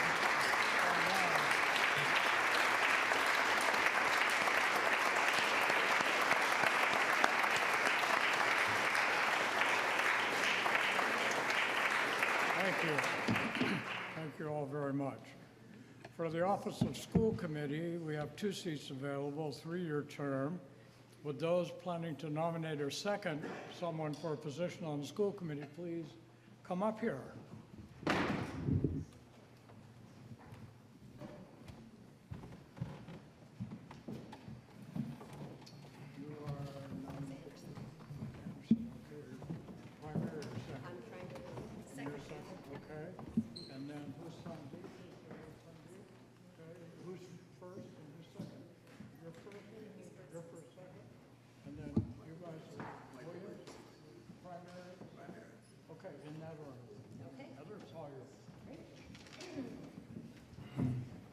Good evening. I'm Heather Bow, 52 Simon Willard Road. It's really nice to be back here and see so many of you. It is truly an honor to be here tonight to nominate Alexa Anderson, of 14 Park Lane, for another term on the Concord School Committee. So my journey with Alexa began years ago when I was on the school committee, and she joined Dr. Hunter's first 5-year strategic planning committee as a community member. From the start, Alexa impressed me significantly with her thoughtfulness, her collaborative nature, and her ability really to tackle complex issues with both heart and pragmatism. Our working relationship deepened when Alexa took an active role early on in promoting the new middle school building, a project very close to my heart as well. And when she expressed interest in running for school committee herself the first time, I was ecstatic. I knew already that Alexa would be an incredible addition to a team that really needed to band together to face some challenging issues at the time. And that's exactly what she was. She dove in, linked arms with those of us already on the ground, and got things done. Her positivity and team-oriented mindset were both refreshing and effective. While we only overlapped on the committee itself for 1 year, that year made it clear that Alexa brought exactly the combination of determination, sensitivity, and integrity that this district and community really needed. For the 3 years since then, I've been fortunate enough to continue working side by side with Alexa on the CMS Building Committee, which has proven to be a continuation of that same experience. Throughout each step of this journey so far in supporting our schools and community, Alexa has demonstrated the qualities that make her not just a strong candidate for this role, but really the right candidate.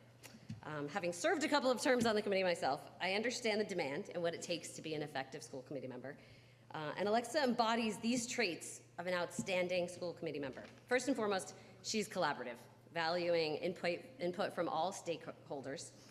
In this case, students, parents, teachers, administrators, taxpayers, really all community members. This is partially because she's a listener first, taking the time to hear all perspective before casting her vote. And when she does vote, it's with the conviction of making the best choice possible.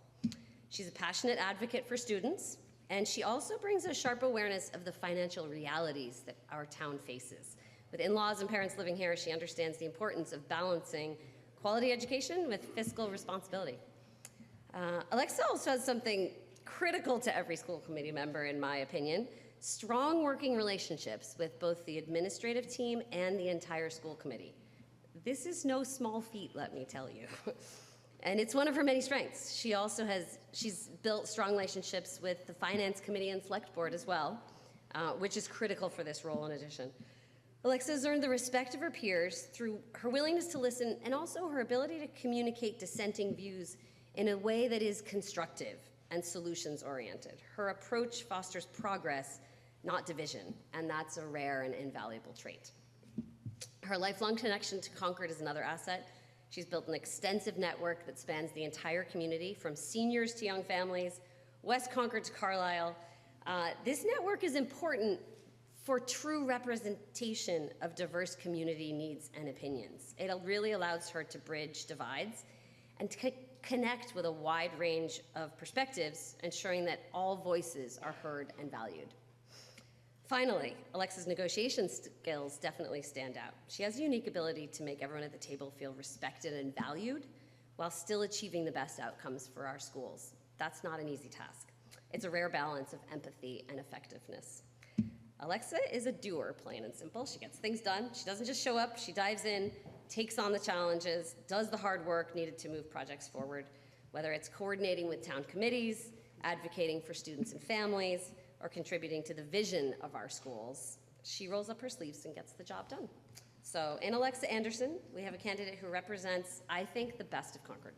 She is socially compassionate, fiscally thoughtful, and deeply committed to the success of our students, schools, and community.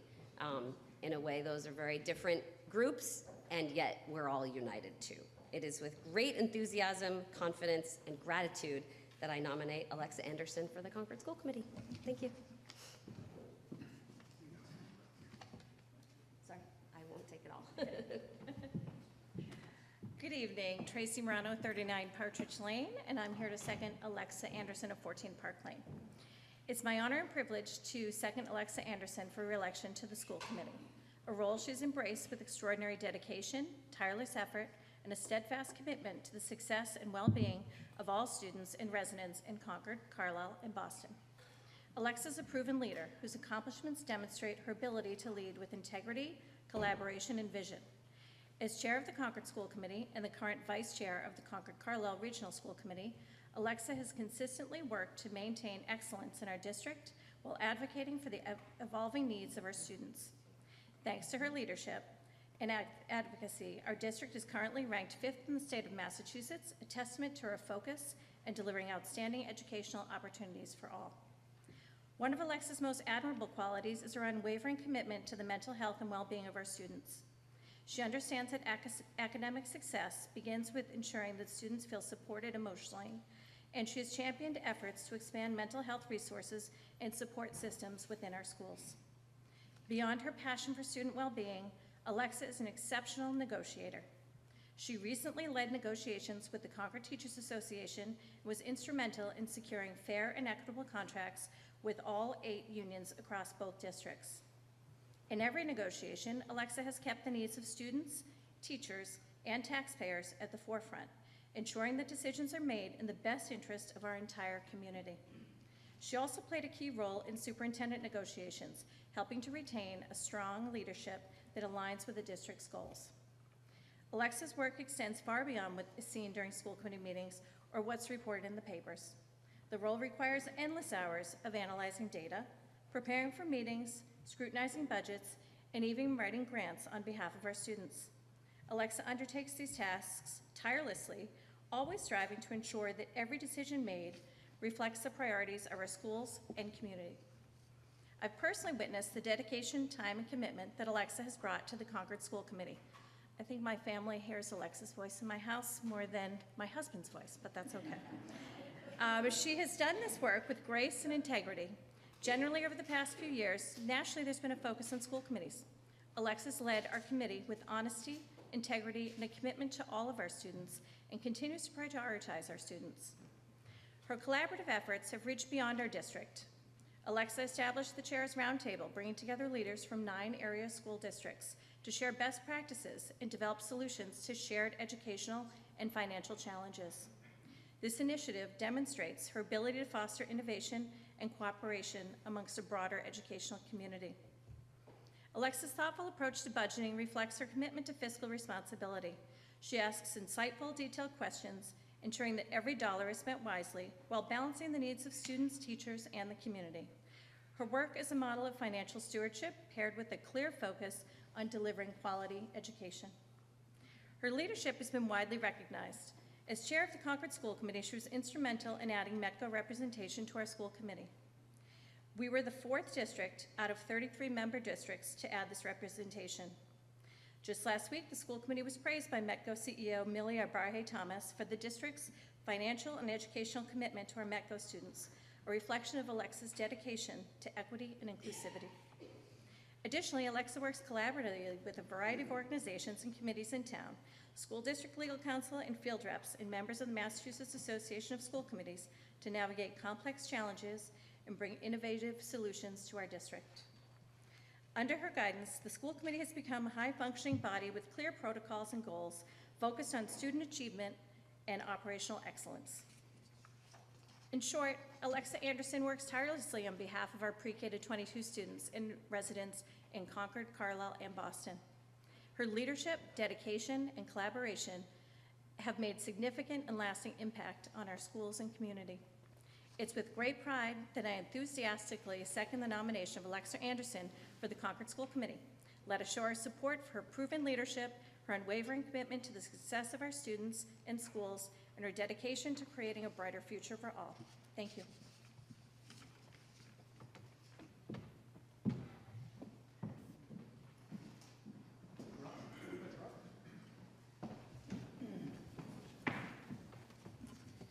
Nicely done.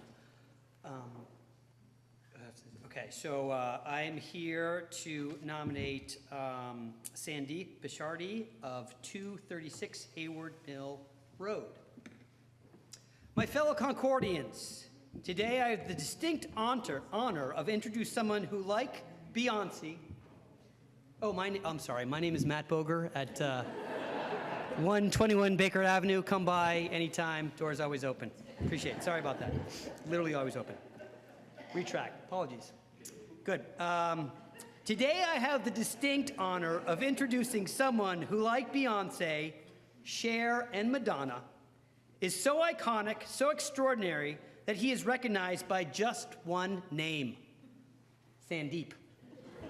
Now, when you think about Sandeep, you may think of many things: brilliant scientist, dedicated volunteer, inspiring leader, or maybe just a guy coaching your kids on the soccer field. But make no mistake, Sandeep is in a league of his own. Let's run through the highlights. A PhD in computer science, a career spanning roles at the CIA, MIT Lincoln Laboratories, and the National Science Foundation, with 3 patents, 23 peer-reviewed publications, and over 400 citations. He's even a grant reviewer, treasurer, and coach. I'm starting to think Sandeep has more hours in the day than the rest of us. But Sandeep is not just brains and a dizzying resume, he is heart. He's a guy who's been mentoring kids, coaching our teams, and serving the Concord community with tireless dedication. Whether it's treasurer of the Concord Education Fund or president of the HOA back in Arizona, he steps up whenever he is needed. We need leaders with talents who can direct $50 million in research funding, solve cybersecurity problems for the government, and still find time to be on the soccer field cheering on all our kids. Sandeep doesn't just bring experience, he brings vision, integrity, and action. And like all greats who need no last name, Sandeep inspired us to dream bigger, work harder, and imagine a brighter future. So today, as we support his campaign, let us remember this isn't a vote for Sandeep. It's a vote for progress, innovation, and community. Please join me in supporting Sandeep in all our mission to make Concord the shining light of a supportive community which inspires the entire world. Thank you very much.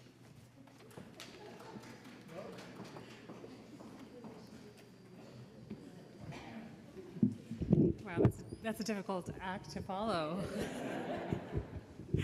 Good evening, everyone. My name is Rose Kratzley, and I live at 79 Hillcrest Road. And I'm here to second the nomination for Sandeep Pashurdi for Concord School Committee of 236 Hayward Mill Road. I know Sandeep as a dear neighbor and friend, and have seen firsthand his kind, helpful, and joyful manner in which he approaches circumstances with care, consideration, and compassion. I know Sandeep to be an excellent listener who considers a diverse range of perspectives and ensures those involved feel respected and valued. Sandeep exercises empathy and sincerity in all he does, taking the time to research, to learn, and understand matters in order to best address the needs of others. He cares and honors his commitments thoroughly, and does the deliberate and ongoing work necessary to be an excellent learner with authenticity and care. I also know Sandeep to be deeply committed to fostering partnerships with a spirit of sincere collaboration and creating an environment where people feel motivated to contribute and grow. I believe his skills and talents will be a wonderful contribution to our school committee, and I'm truly happy to second his nomination today. Thank you.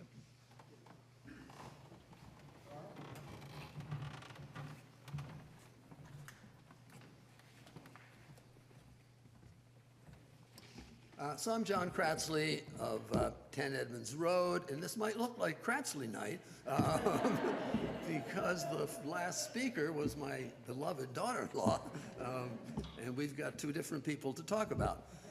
So I'm very pleased to nominate Dr. Michael Williams of 1284 Sudbury Road for election to the school committee.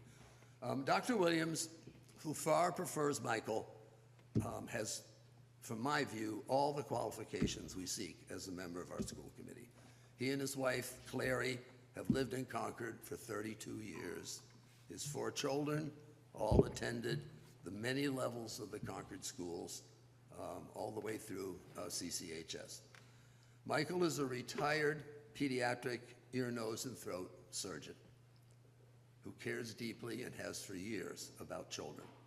He cares about them whether they were his patients or his neighbors. Those who know him remark on his calm, caring, and thoughtful personality. They also note his energy and the multiple activities that he's taken on in retirement. From his medical training, he's someone who listens, offers his perspective, listens again, and then always seeks a common, helpful solution. For many years, as a parent and concerned citizen, Michael has watched with deep interest the critical issues facing our public schools. For him, these include issues of academic achievement, access to educational resources, bullying, finances, and equal opportunity. Now that he's retired, he is seeking a more active role in our town. And with his background, I think the school committee is the right place for him to serve. He's committed to programs and policies that make Concord, including our schools, equitable, diverse, and welcoming. He believes in listening, in learning, and collaboration, all of which will be valuable on the school committee. So I proudly place the name Dr. Michael Williams in nomination for the school committee, and I ask all of you to support it. Thank you.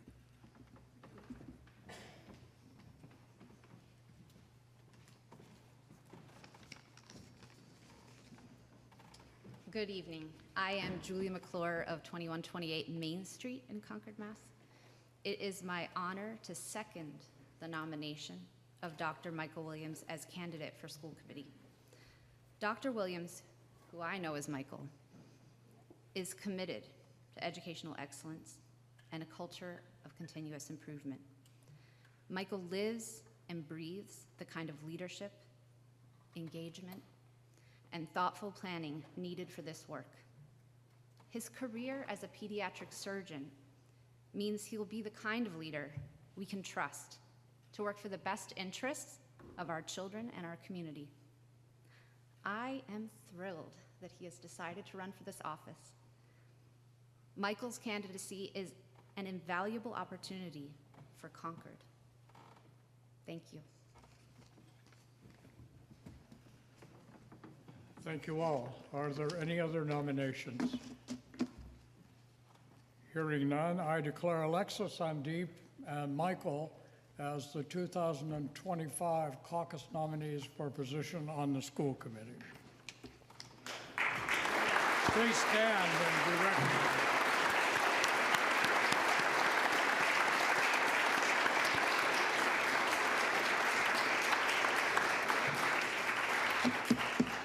Fantastic.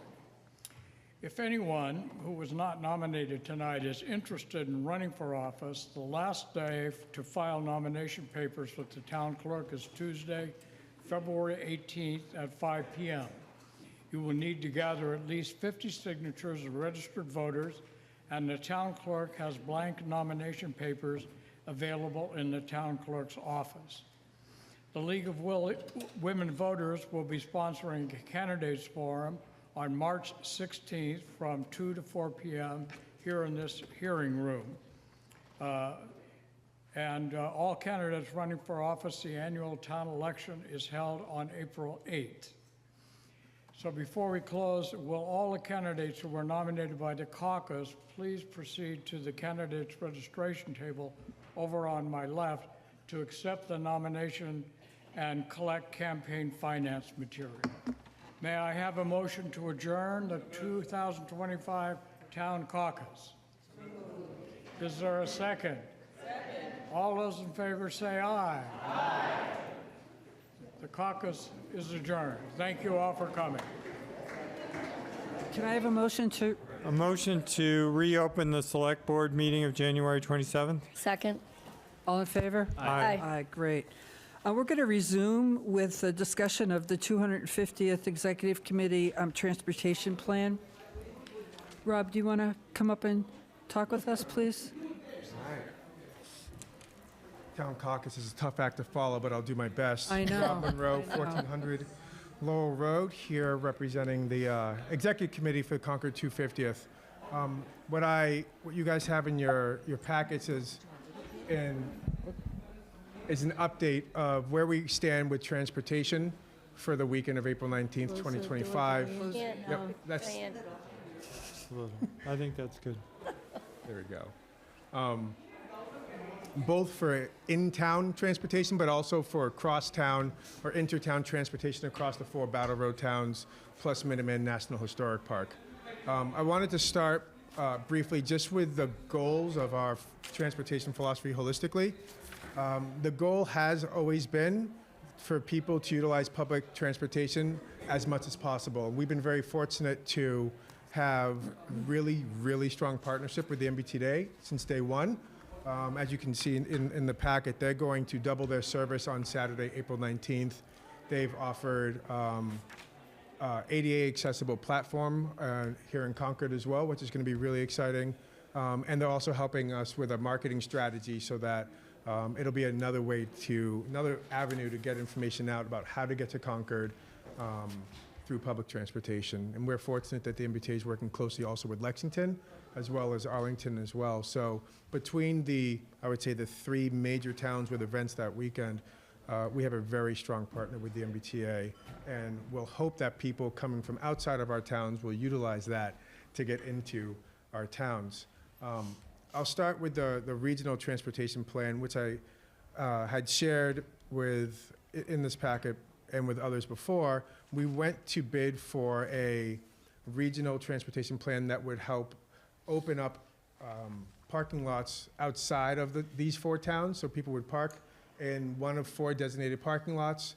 We would then bus them into our towns and then have a second route that would get people throughout the towns.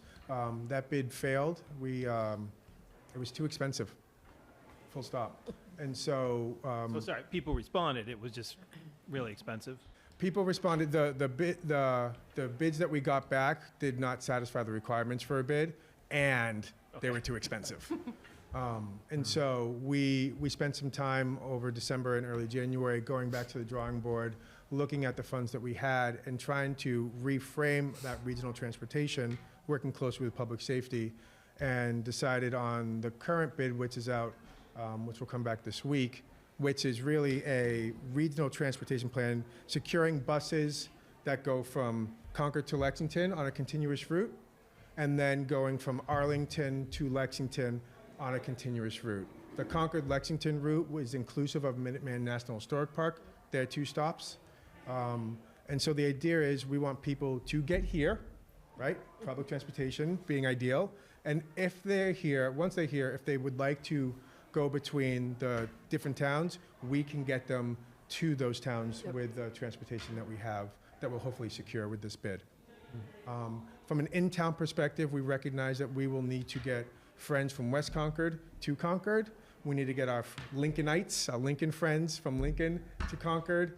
And we need to get people from commuter rail to the bridge and to other hotspots in town that weekend. So we're working closely with the town and with the schools who own the bus fleet to leverage that fleet to get people across Concord. You'll notice in the packet that we have opened up 18 parking lots throughout Concord where people from the area in Concord, outside of Concord, can park. And the hope is that we will have buses and other shuttles to get people from those spaces to all the hotspots in town. Those parking spots would also be inclusive of staff as well. We want to make sure that we have spaces available and credentialing opportunities available for staff working in town at the various organizations and businesses so that they can get to work. And so we're working closely with business partners, the chamber, and public safety to make sure that we have, folks have access to those parking spaces as well. So with in-town parking and in-town transportation, we'll be working with buses, some of which will be ADA compliant. We are also working with area partners around using golf carts as well to make sure we can get people, shorter distances, of course, but across town there too. And so a lot of this is shaping up this month, going into February. I think, Gary Clayton, the co-chair, and I think we are still in a good timeline to make all this stuff happen, with the hope that starting in February and certainly going to March, that we pursue a very active communication plan to make sure people know how to get here, what to do when they're here, and how to get to the different events across the towns, and perhaps most importantly, leave safely, right? And so that's the current plan that we have. I'm happy to answer questions about any element Great. of transportation. Thank you, Rob. I just want to remind everyone that you're coming back on March 3rd, Absolutely. right? So this is our chance to ask you questions that you could bring back answers Yes, I on can. March 3rd, right? Okay, so I'll open it up. What questions do we have? You want to start? Wendy, do you have? Let me just pass it. I'm just going to Okay. give it a thought. Okay. Do you have any questions? I'm pretty up to speed, so Yeah, you're on the two. I'm You the are. liaison, so. Mark, go ahead.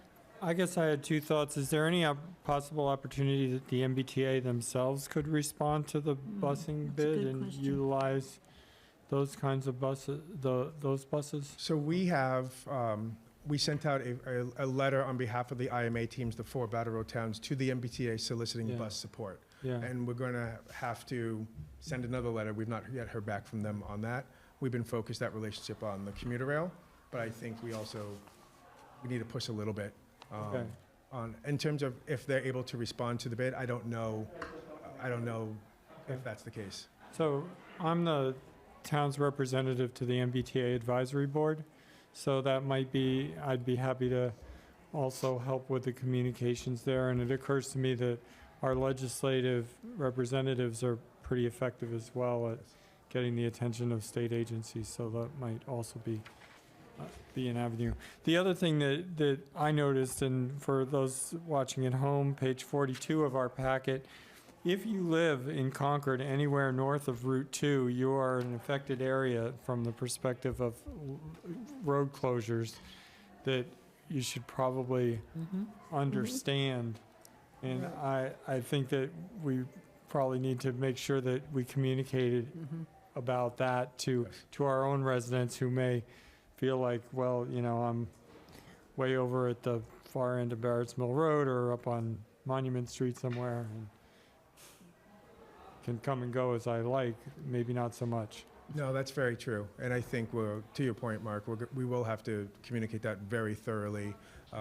There will be opportunity if the folks want to go into town to, explore what's going on. There will be opportunities they can get on a, in-town shuttle or a bus to get there. But in terms of the free access to move as they please, not unlike a traditional Patriots Day, that will be curtailed significantly. Yeah, except for my understanding, and I did watch some of the forum that was held for businesses, that we're talking about 6 p.m. on Friday all the way till 11 p.m. on Saturday. That's right. Yep. So it's a much more sort of extended and extensive. So just thought I'd raise that out loud for anybody that might be new news to. And actually, related to that, I think I heard, Rob, that if you live south of Route 2, you're not going to be able to go across Route 2. All of that stuff has to be communicated That's as right, well. yes.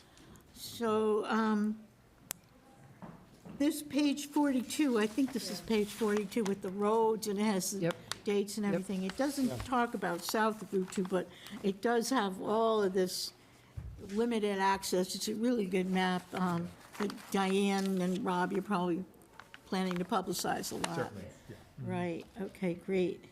I know it's a tremendous amount of work you guys have done. And I think part of the communication plan, and Diane can certainly speak to this more thoroughly than I, but instead of doing these major townwide blasts right now, starting with specific stakeholders, the business folks first, make sure that they are apprised of what's going on. And as more stakeholders know, we will eventually open it up much more widely.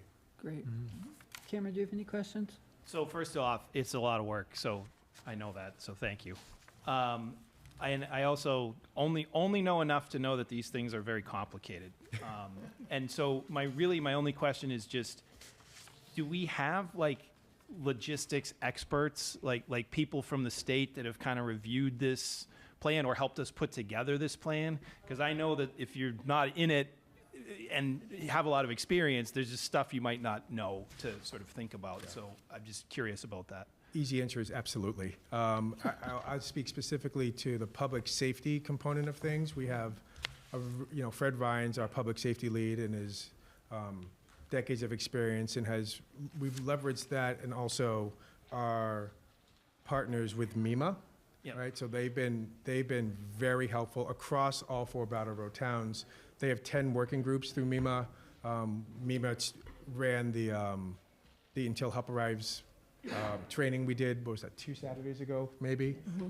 And so we know that we are volunteers, right? We know that we know Concord, and we know that there are many people who are smarter than we are, and we are leveraging. Yeah, so I've heard about the safety. I was just wanted to make sure, like the logistics, Yes. people who literally know, how to do the And logistics modeling. similarly with transportation as well, where Cool. we didn't come up with a transportation plan myself, that would have been a mistake, but, really working with folks at the state level and even transportation experts in our respective towns as well to help put these together. Thanks. So, Rob, I have a question. First of all, this is great. But my only question is, you've got all these parking lots, right? And you talked about you're going to have hopefully buses and maybe golf carts to get people around. Will you be nailing that down better so that people don't yes. have to? Okay. Yeah. Okay. Oh, yeah, no, this Okay. is all, as Cameron had just mentioned, the logistics of getting everything together and starting to consolidate everything has Yep. taken a very long time. And so I've been focusing mostly on the regional transportation plan, because Yes. that then allows us Yep. to figure out what resources do we have Yep. to dedicate to the in-town transportation plan. So Okay. our next meeting for the in-town transportation plan is Friday morning. Okay. I'll meet with Public Safety and John Arena Senior, and we'll start to put together those pieces. Okay. I think the really generous donation, which the Select Board affirmed earlier this evening, will go a long way in helping support the in-town transportation. Okay. And so those pieces are coming together quite quickly. Great. I do have one more question. You said that the MBTA is going to be doubling up its service, right? Right. Will they be doubling up or tripling up the service between West Concord and Concord, or is that just going to be their regular schedule doubled? I will double check that. Okay. Because I think, That's the regular schedule double. okay. Yeah. That is my understanding. Because on the weekends, I think they only run every 2 hours, It's the actually. weekday schedule. It's, gonna run good, that's good to know. Doubling of So the it's the weekday weekday schedule, schedule on yes. Saturday. And it's going to start very early in the morning and Yeah. go to rather late in the evening. Great, and it's the Yeah. doubled up weekday schedule on a Saturday. And Okay. we will be sure Okay. we clarify that for Because folks. the weekend very- schedule is really, So really thin. By double, does that mean the more actual trains or bigger trains? More frequent. I believe it means more frequent Right. trains. Yeah. And hopefully that's there'll be how I more cars interpreted it. also, Yeah. you'd think. Bigger train. Yeah. Long- 1,600 people. I mean, Yeah. they're expanding in both ways. Okay. Great, Great. okay. And Yeah. they're decorated Yeah. with the great banner. I don't know if I shared that in the packet. It's in, it's You in did. the- Oh, I did? Oh, good. it's- Yeah. You did. It's It in was a my great- liaison This is a report, great- yeah. Oh, was Yeah. that? Great Very exciting. information in the packet, really. Great. So these parking lots, when they're publicized, let's say I decide I live near, parking lot near number 4 or whatever, I would just show up there and hopefully there'd be information that the buses are gonna run every 15 minutes or whatever, and I would just hope I would get a parking No, space. we're not going to go off of faith necessarily. I do think as we get closer, we will have very detailed instruction that we'll push Right. out through social media, the bridge, all Right, sorts of right. avenues. We've just recently launched an ambassador program, which Court Booth is Yep. running, and hoping to, secure quite a number of ambassadors who we can place in various spots where there are going to be a lot of people who can answer questions. Great. So if folks are confused, we should have Great. folks that answer Wonderful. questions. Okay. We have one more. Yes, Diane Proctor, 57 Sudbury Road. There will also be a brochure at each of the train stations, each of the drop-off places that will give people concrete information that they need in order to manage the event. Great, great, that's great. Diane, at each one of these parking lots, maybe? Wonderful. Everywhere. Really good, Everywhere. really good. Okay, we'll see you back Great. on March 3rd. Looking forward to it. Great. Appreciate it. Thank you very much. Thank you. And now we've got time for an update on the permanent memorial.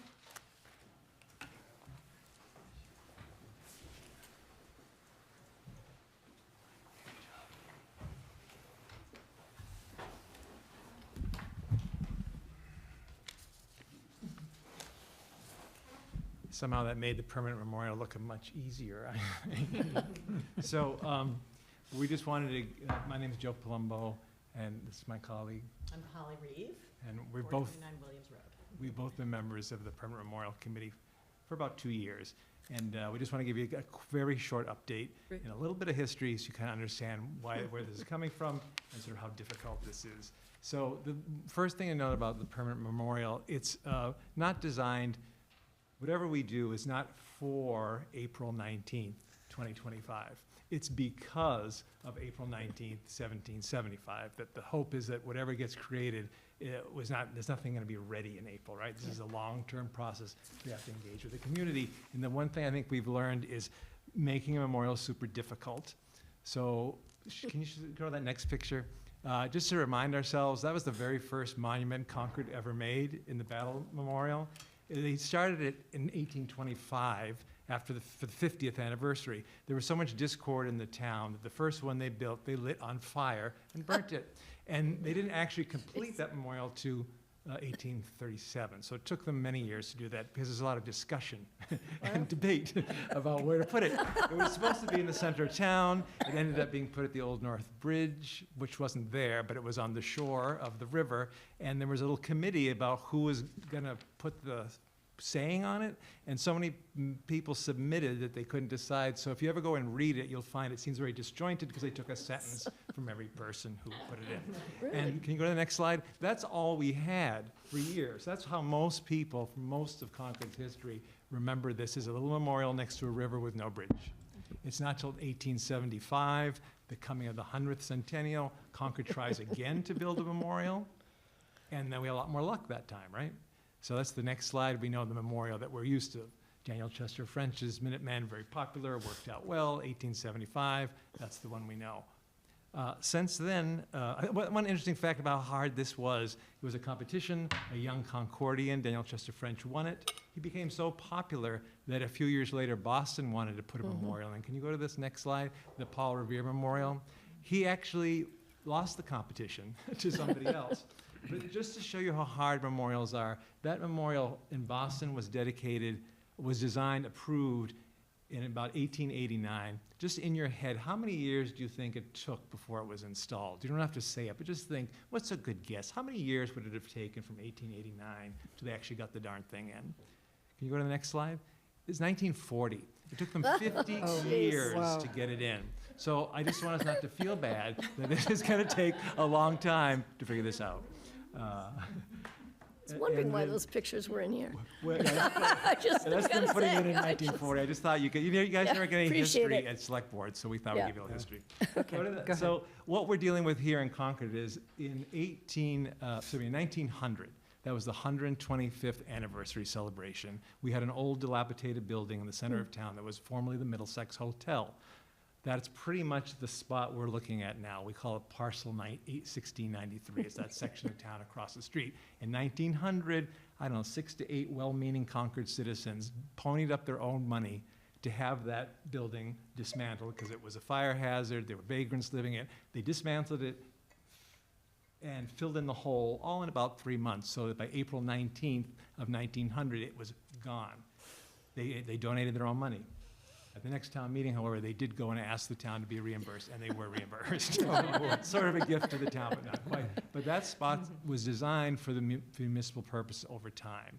And nothing's ever, we've built war memorials there, the World War II memorial, others have been added to it. But that's the spot we're looking at. And just that one last slide, that shows you kind of about early 1900s. It's just sort of like a vacant hole now, vacant green space. If you've been here, we've had phone booths there, we've had memorials, we had a honor roll in the 1940s, there was a community bulletin board, there's been a lot of uses for it. And the memorial we're talking about, whatever it ends up being, is designed to go into that spot. Because when Gary first started the committee, the thought was, wow, they bought that in 1900 for the 125th, it seems like a very logical spot to think about what we do for the 250th. But this is not for us to decide, it's for the community to decide, and that's what I think Polly can give more details. Sure. We have spent the last couple of years listening to the public and involving the public and looking at this space, which, just to orient everybody, it's next to the driveway down to the parking lot behind Vanderhoof's, and then the land to the right. And we have reached early on, we decided we really wanted to propose or to work towards developing a design that would honor the past, sort of mark this moment and reflect the values and the concerns and the challenges we're facing today, sort of mark this time in history, and inspire people well into the future. We want this to be something that is permanent, as our subcommittee tells us. If you go to the next slide, you'll see our, this is the concept that we have adopted. And then the following one is the statement of purpose that we've developed. If you go to the next slide, please. Can you get there? This is a little bit longer, but, and I won't read it to you, but essentially we have a vision that's reflected here of celebrating the ongoing process of building a country that truly lives up to the ideals that it represents, liberty and justice for all, and shine a light on people who have connections to Concord, who worked and fought for these ideals, and whose stories, or at least the part of their work that worked towards those ideals, are not very well known. So to help people learn about some of the folks who lived here and over the years who've worked for social justice and liberty. And in this statement, I just wanted to point out that we've recently made an amendment to the statement to include the names of the soldiers who lost their lives in the American Revolution who enlisted in Concord. Those names were not known. There's great examples of people whose stories haven't been told because we didn't know who they were. And now, thanks to some research that has gone on in connection with the 250th, we've learned. So we envisioned this space as honoring them as well as other people whose stories we want to elevate. We've spent a lot of time learning about the site, as I mentioned, looking at everything from its topography to its history to its context and circulation, pedestrian and vehicular that go around there. And we're spending the next few months really reaching out to the public, educating the public about the work we've been doing, engaging with them, inviting their thoughts, everyone's thoughts to help us work towards developing a plan for this site that could be constructed in the future. Can you go that next slide? Yeah, so this is our plan for the next 6 months. So we wanted to share that with you, and hope that during this process we will take all the work that we've been doing to understand what's really possible on the site and how the space could be organized, and come up with some more detailed plans for what could be built there that we really hope the community will support and want to build, so that we, in 75 years, can look back and see this work. We haven't planned all of the events that we'll be doing to engage the public, but we hope to engage students. We were really impressed by the essays that were submitted for the essay competition, and hope that just honestly reading the 5 winning essays that are available online was so inspiring, because really the thoughts reflected there lined up so well with what we're trying to do. So we want to hope to engage those young people as well as many, many others. So that's where we are. Any questions? When do you think you're going to start this public engagement? I mean, it's going to be a really busy time around the 250th. So what were you thinking? Tie into it. Yeah. So an example might be on the day of April 19th, we've got kind of a placeholder space in the space where we might be doing something with those essays or with those students, but we've got to, really from April to July of next year, there's going to be a lot of talk about the 250. We're hoping to just use all this time. But also, you're meeting now every week on a Zoom, and you have public comment. Do you want to talk about that? Are you ready to invite people to come in to those meetings? People are absolutely welcome to Yeah. come. What we're doing right now, this month, is planning for this rollout of activities that will be more hands-on for people, I think. But yes, absolutely. We always would love it if people come. So during this phase of getting community input, will you have something to present to people, or are you just at that point listening? I mean, when will you have, alternatives maybe so that people can respond? I think at this point, we're probably going to have kind of catch people up to the work that we've been doing and look at the alternatives that we've looked at. So how the space could be organized, different possibilities of the ways that, people could move through the space, where a memorial could be located on the space, which is actually kind of limited because of all the stuff that is happening already there.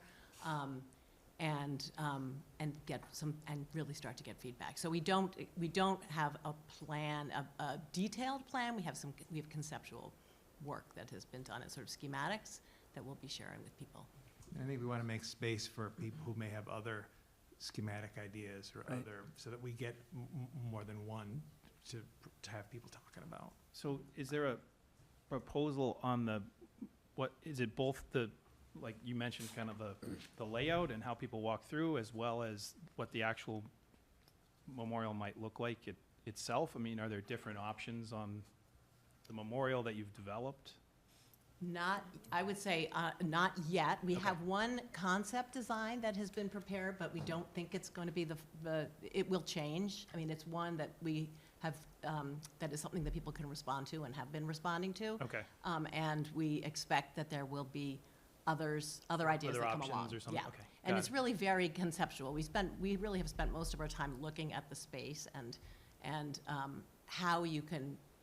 Like what's buildable where the water tanks are, how the elevator, that was really helpful. We got all those details, so that even if you put something in some different orientation, at least you know what you're dealing with. Like probably said, a very limited space. Several months ago, I don't know when this was, but I know you had a concept, you had a Yeah. plan, Yeah. and you proposed it at the library, and you asked for feedback. And I've heard some positive, mostly negative responses to that. So is that still an option? It's one, but it's not the option. So I would say it's been helpful actually to have that concept for people to respond to, because it seems like the ideas when they're abstract are Right. hard to react That's to. right, I agree. So I think it's a useful tool for a starting point, and we'll see where it leads. So no, it's not, and it's not a detailed plan either. It's one that can be shifted and tweaked and or scrapped and reorganized completely. So And we have to get a lot of voices in on this, because really we don't think we've done it. We have enough voices from various segments of the community. Yeah. We really don't have student voices. We haven't really had voices of folks from the COA, for example. We haven't had voices of underrepresented groups. We got to do more work at getting all these people to react, so that what ends up happening is truly reflective of a wider community. How do we know when that process has run its course? Is there a roadmap or some other place Less that's than done a 50 years, particularly good job? Yeah, I mean, will we live to the day, or is that up to We'd the be next here. generation? I mean, it seems at some point we'd get to something where we felt like, oh, we need to really bring this to the town, and whether it's a referendum or a will of the town or something, I don't know, but I don't think we're there yet. At no, all. we're not there yet. We know that, I think, but.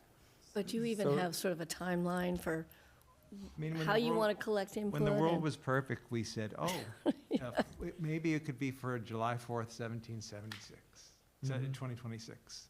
That was the thought. You talk to the Yeah. National Park, and they're celebrating the American Revolution 250th until 2033. So, I don't know.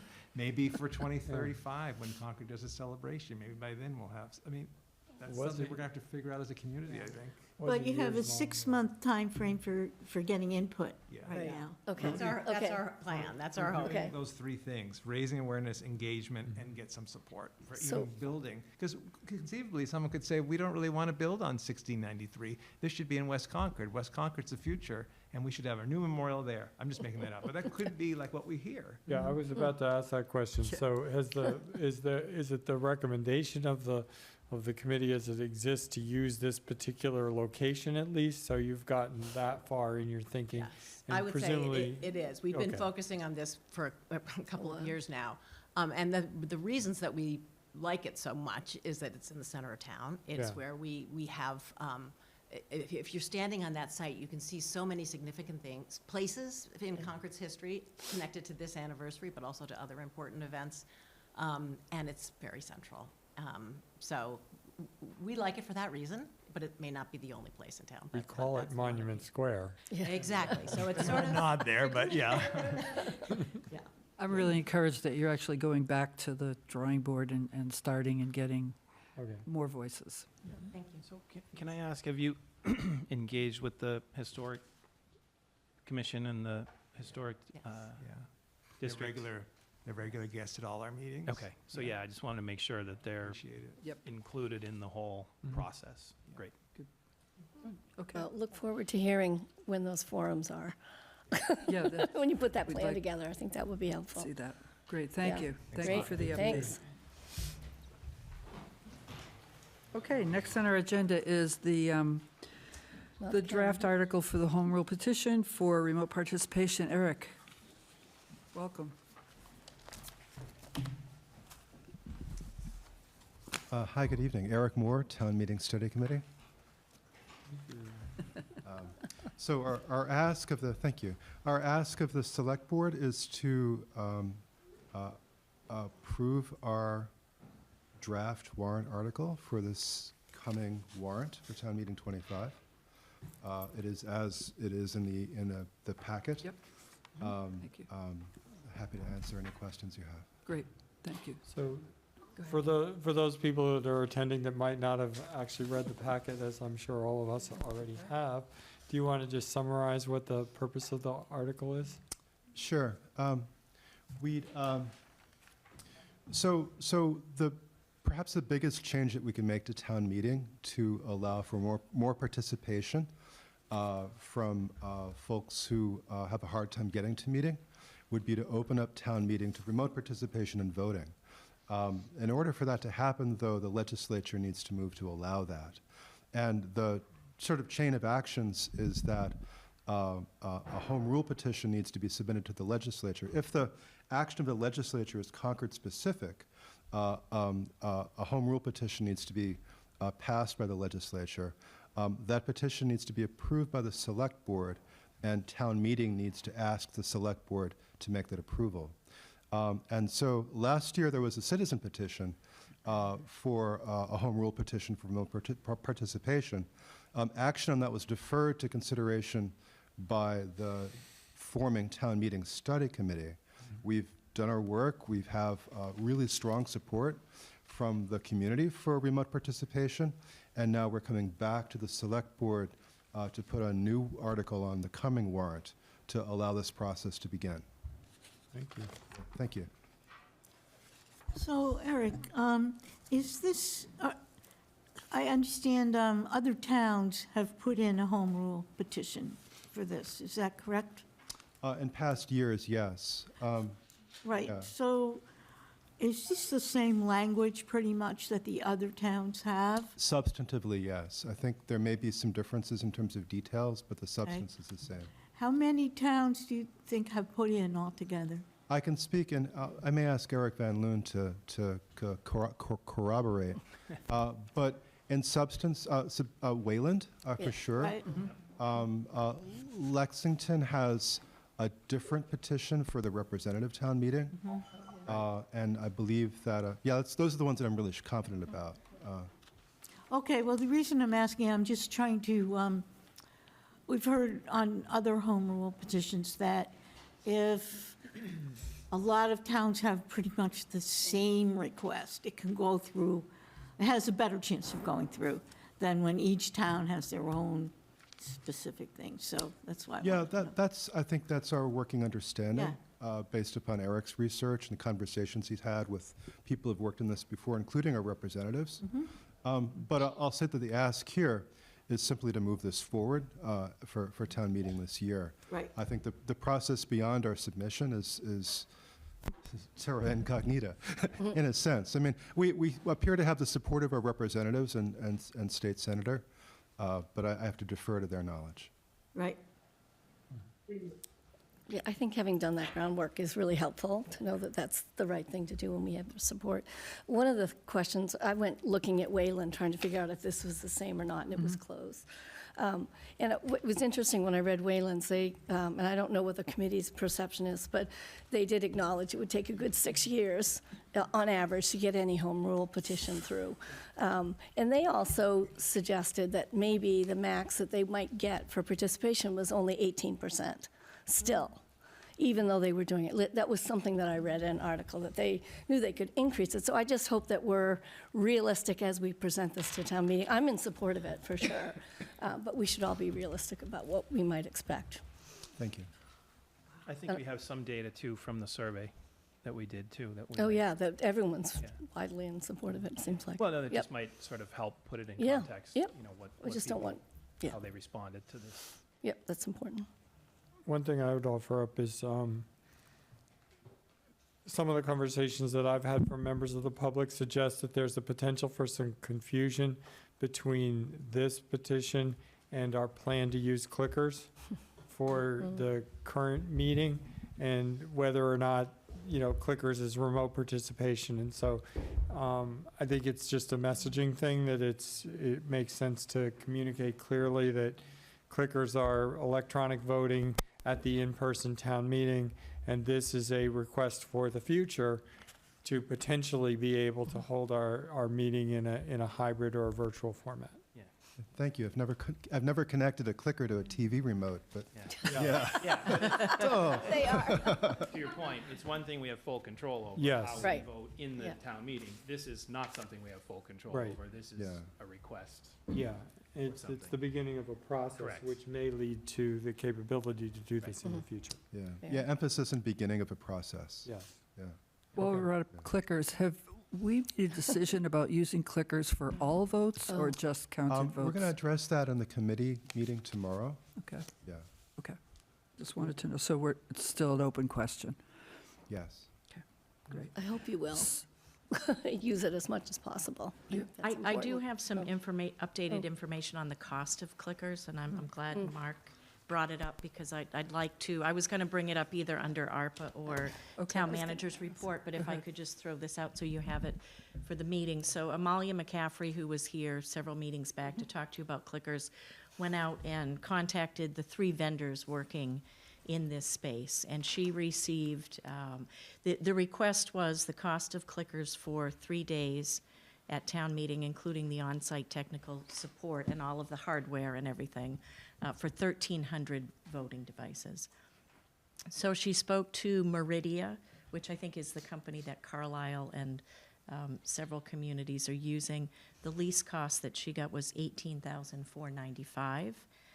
She talked to Echo 360, and the lease cost was $41,433. And the third vendor is Paget Communications, and the cost is $34,408. So it would be helpful, because we have, this is not an expense that we had planned in our town meeting budget. We have pulled some ARPA funding, because after looking at the budget, that really was the only source of funding. It would be very helpful to get some feedback, because at these prices, we have to go out to a formal bid. But if we, say if we wanted to just try one day, and I know I was quoted in the paper saying that if we're going to go through this expense, I hope that we use them.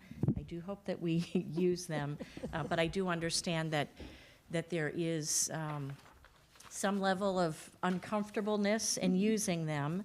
It would be helpful if we don't want to use them for everything for the whole meeting. If we knew we just wanted to try one day, that would be really helpful, and it would really bring the price down to the point where we might not have to go out to a bid. And the sooner that we know whether or not we have to do a formal bid, the better. Great. So we do have the funding set aside. We know what the cost is for the full 3 meetings, and we're just waiting for for some feedback. So happy or interested to hear what your committee comes back with. Thank you. Thank you. Thank you. The suggestion comes to mind that if we have a slate of high-interest articles for the coming meeting, and they're all in one night, that would be the ideal night to have clickers, but we can explore that. Okay. Yeah, thank you. Carmen has it. Oh, Carmen, you have question, comment?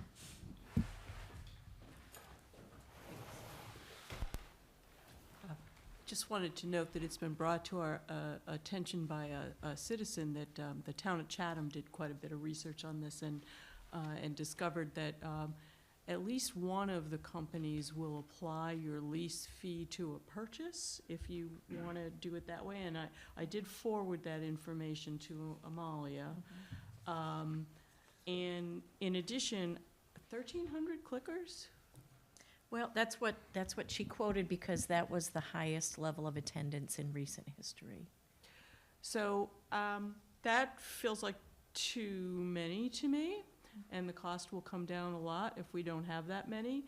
No matter what, we will have a backup system of paper ballots because we have to have those in case the clickers break down.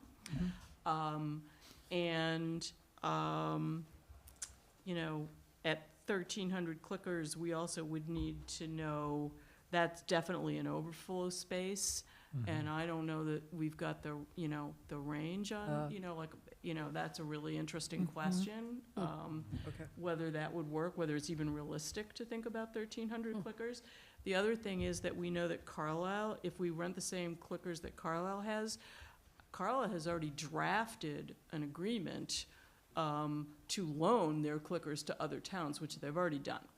And so there are many towns around that own Meridia clickers, so that if we needed to borrow more because we were anticipating a giant meeting on one night, that potentially would be an option for us, even if we were leasing a certain number. We would just need to make sure that the hardware that we have, the receiver that we have, would be adequate to handle that number of units. If we added more, you have that same technical question of whether it works in the overflow room, and does it matter which overflow room within the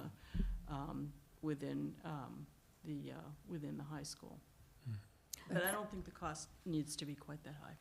And then you were talking about a possible satellite at Harvey Wheeler. So then that would. We're not talking about that now. Right. I mean, because the clickers would not, that would not no, work. that would clearly not work. Right. And it's, the capacity at Harvey Wheeler is 110 people. And, and to have the fire department, the town clerk's office, the police department, at the public works, all over there, an assistant moderator, checkers, the whole, for 110 people, it doesn't make any sense. Okay. It may make sense for the middle school once it's online. We won't know that. Right. We can't be sure enough about that for this June to really talk about it. We'll need to have the structure, have it open, and to see how all the technology works and to do some tests. It may be that we'll be able to connect those two places by Zoom, and you might need two different sets. Clearly, you would need two different sets of clickers because they work on radio frequency technology, which means you got to be within a certain circumference, and across town is not going to be within the circumference. Right. So it would, there'd be a lot to think about there. But I've emailed Amalia a few times. I'm really happy to work with her on this. Thank you. Sounds like, yeah, that's great. There's some good options there to Thank you. manage the cost down. So what do you need from us tonight? Just to vote that we will in fact move this article forward? Yes, please. Are we ready for a motion? I think so. Yeah, I'm ready to support it. Move to sponsor a warrant article for home rule petition for remote participation at town meeting to be included in the 2025 annual town meeting warrant as included in the select board meeting packet. Second. All in favor? Aye. Aye. Very good. Thank you, Eric. Great. And Thank you for all your work. Thank It's a you, lot. study group, really. Thank you. Good work. The next thing we have on our agenda is a pilot action plan update. Who's going to give that presentation? Are we skipping over? Oh, no, the I ARPA? skipped over Oh. Chris. Yeah. Chris, ARPA update. Yeah, I'm going to say, Yeah, So this is just our quarterly update to you, but we wanted to have a few minutes on the agenda because we did make some adjustments, and we just want to bring some visibility to that so that you're aware. And Yeah, I'll turn it over to Chris Carmody, who is our staff member who manages our ARPA project. Yes, I'm the Risk and Compliance Manager for the town, and I've been following this ARPA project and helping administer the program. Since September, we've been focused on obligating our ARPA funds. So any unspent ARPA funds must be obligated by December 31, 2024, or returned to U.S. Treasury. U.S. Treasury has received intense public comment on this requirement and issued a series of guideline updates in 2024, which have formalized in the final rule, frequently asked questions. The town has successfully obligated all its unspent ARPA funds in the form of interdepartmental agreements between the town manager's office and the applicable department. According to U.S. Treasury guidelines, the period to approve a new ARPA project is closed. U.S. Treasury guidelines do allow the transfer of ARPA funds between projects as long as both projects are obligated and otherwise comply with general U.S. Treasury guidelines. So, sorry, it's important, as long as both projects are obligated. That's right. So meaning they have to be within this list. The period is closed, that's right. Yeah, so I mean, you can move money within Yes, these projects. yes. You can't invent new projects. Right. If it's not on this list, Yes, it's not. that's correct. Okay, Yeah. got it, Yep. thank you. Sure. Yeah. So each project must be completely expended by December 31, 2026. I'm happy to answer any questions you have on the report in the packet. We've got about a little over 40 projects, and So there's a list here, and there's a number of ones that say balance returned Yep. to ARPA account for other projects. But you've gone through and reallocated that money. right. So I think that Yes? under the direction of the town. So Yeah, Right. no, but I mean, it's not like there's a pile of money that's Unassigned, unallocated. yeah. It's Right, all that's been correct. assigned. No, It all adds up. has. Yeah. And Chris, I wonder if It you adds might up just more. highlight the few reallocations that we've made. So what we tried to do was create some funding for the MCI Concord redevelopment in fiscal '26 after the state earmark has lapsed, and hopefully that funding is spent. We wanted to have some additional funding. Could you just highlight those few things? Yeah, sure. So in page 2, fiscal '22, we had an unspent balance from the parking meter loss revenue account. We have dedicated that balance, $297,000, to the fire department for capital improvements to engines 4 and 8. That's in fiscal '22. And that will be part of the capital, the fiscal '26 Yeah. capital article warrant that's up for town meeting. So that's how we intend to reallocate it, but that is subject to town meeting approval. Okay, but yes, all the money that, in the next one, 22,000 was returned to ARPA, but it's been Right. returned, it's been been pushed back out reallocated. to another It's- project, so it's all set there. What if a project then, if we don't spend the money on it, it ends up being less than what we've allocated? You can then reallocate it to something else on this list if something else on this list needs more? Yes. Yes, it has to be on the list. We can't add Yeah. anything new. Right, but for instance, there's a thing that says 150,000 for a facility study. Yeah, If that's- it came out as 100, not 150, you have another 50 that you could put Yes. towards another one of these projects. Yes, Okay. Well, yes. following up on that question, I see some of these projects are pretty optimistic that we're going to be able to spend all this money by the deadline. So, for example, the facility study, the 150,000, the parks, the munis payroll and HRIS. If we don't have the resources to spend that money, do we have any checkpoints that will tell us we should reallocate that to something else? I mean, what is the process we have to look at this? Because I really am concerned that we're not going to be able to spend all that money. Yeah, so I recommend a burn rate that we can track and report out in these quarterly ARPA reports and have a discussion about any concerns you have about not hitting certain burn rate. Exactly. Yeah. How much do we have for MCI right now? I think it's 100,000. And where is that? Is Where that the is the facility study? MCI? I didn't see it, so No, I I was don't trying see to, it I either. thought that might have been the That's page facility 4, study. the municipal buildings energy audit. That 100,000 was transferred to MCI redevelopment. Oh, yeah, I Oh, see okay. it now. It was in the explanation, okay. Okay. But you don't have MCI as a separate line. Right. Yeah, you don't. Right. Right, it's listed in the interdepartmental agreement column. And- Right, but then there's not a project is here there. called It's not on this MCI. list separately. In a But it future should- report, we'll see that Right. as a, As 100,000, and so again, if we were spending less somewhere else, we Yeah. could end up spending more there. Yeah. So how often do you think we should have these updates to look at the burn rate and how we might reallocate or, Yeah, I think we've talked about quarterly updates. Yeah. does that Yeah. work? Yeah. Great. I think this is really good. I Yeah. feel like we can really get a good handle on this. I think it's also, and I want to thank you for doing this, because you've sort of tracked this project from inception in each of these reports, it really stops the paper chase of having to try to go back and piece Right. together some historical. So I think that it's a good way to report it, and I appreciate the effort that it takes Yeah. to do that. Definitely. It was suggested in a comment earlier today that there might be an opportunity to apply some ARPA funds to an amenities building project. And from the discussion that we just had about the ability to introduce new projects, does that sound like there might be a mechanism for that, or is that something that might not be able to be done? Yeah, I mean, we could look at it. From my perspective, it doesn't, it doesn't look like it would be a new project for ARPA, and the new project period has closed as of December 31, 2024. So from a risk perspective, that conversation would be, should really be kind of deliberated out. Okay. Yeah. I think part of that comment, though, was that there was some unallocated funding. Right. And that is not the case. Yeah. And I'm not sure why somebody I think would it's look for at these- this and, When it says account for Yeah, reallocation. yeah.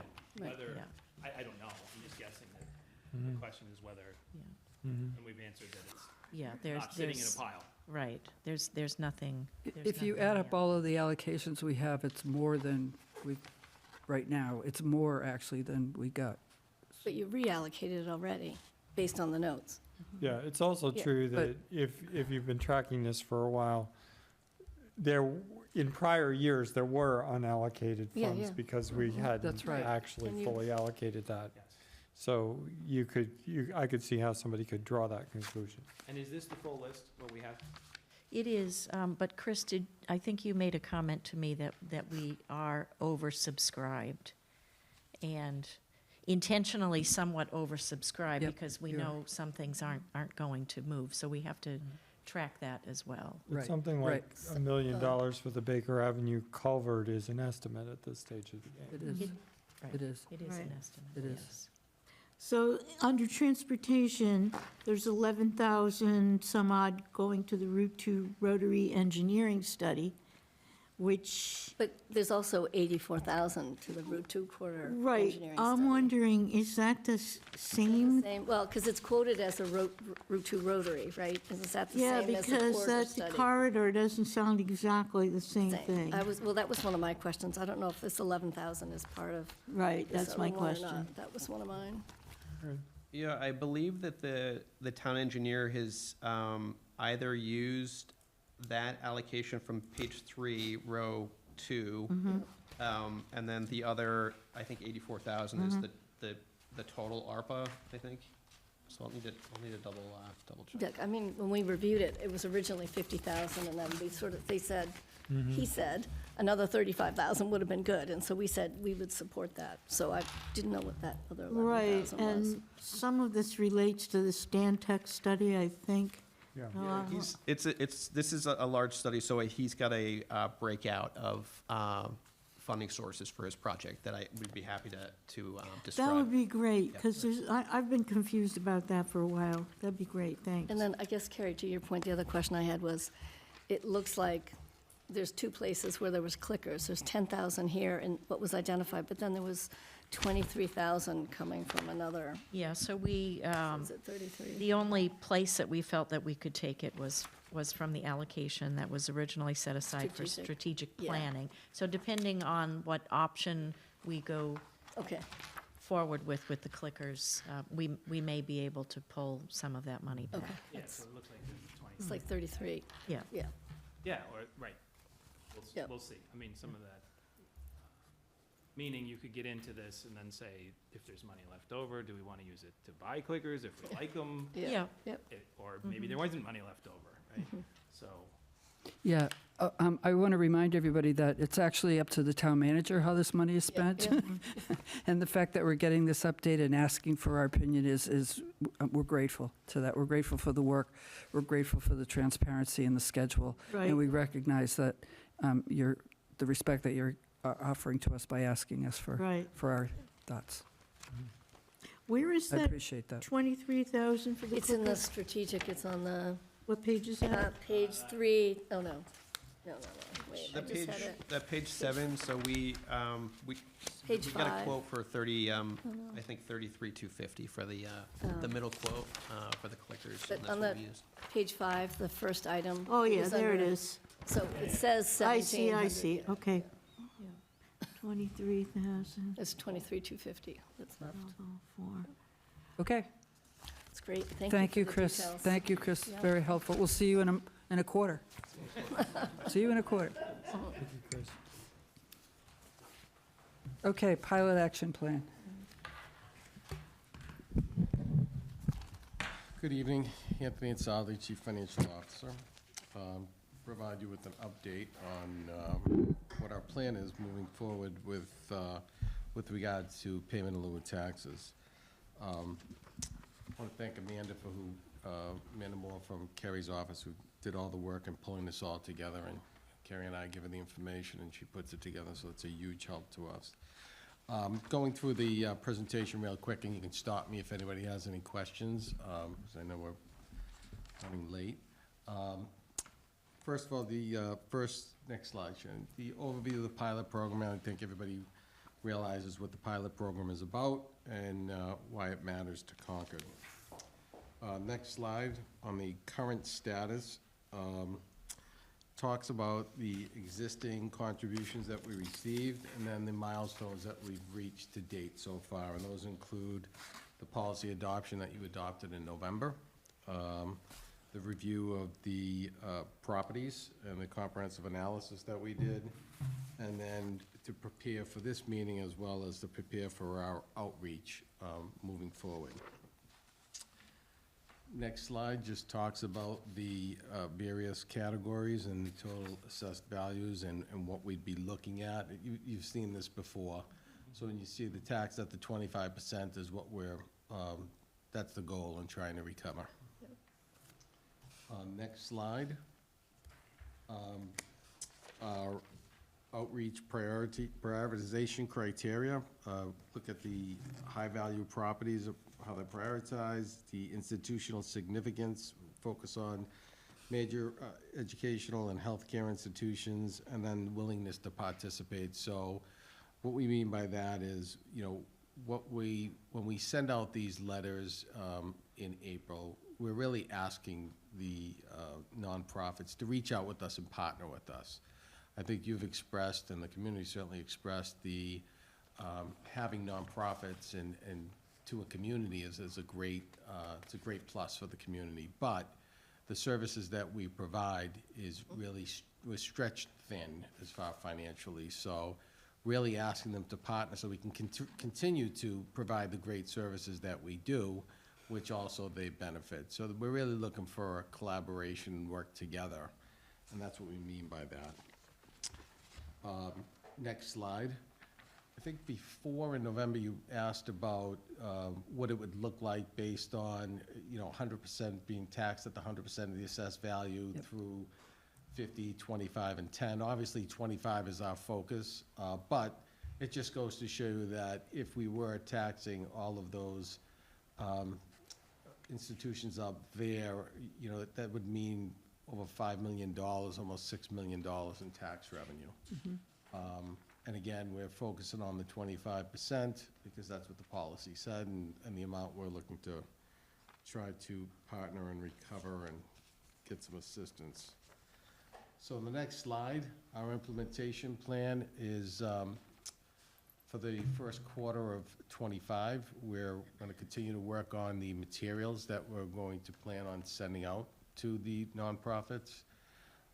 In April, and it probably will be after the 250th, that we would send out a letter that would be accompanied with the policy and with any other documentation that we have ready for them to help them understand why we're going through this.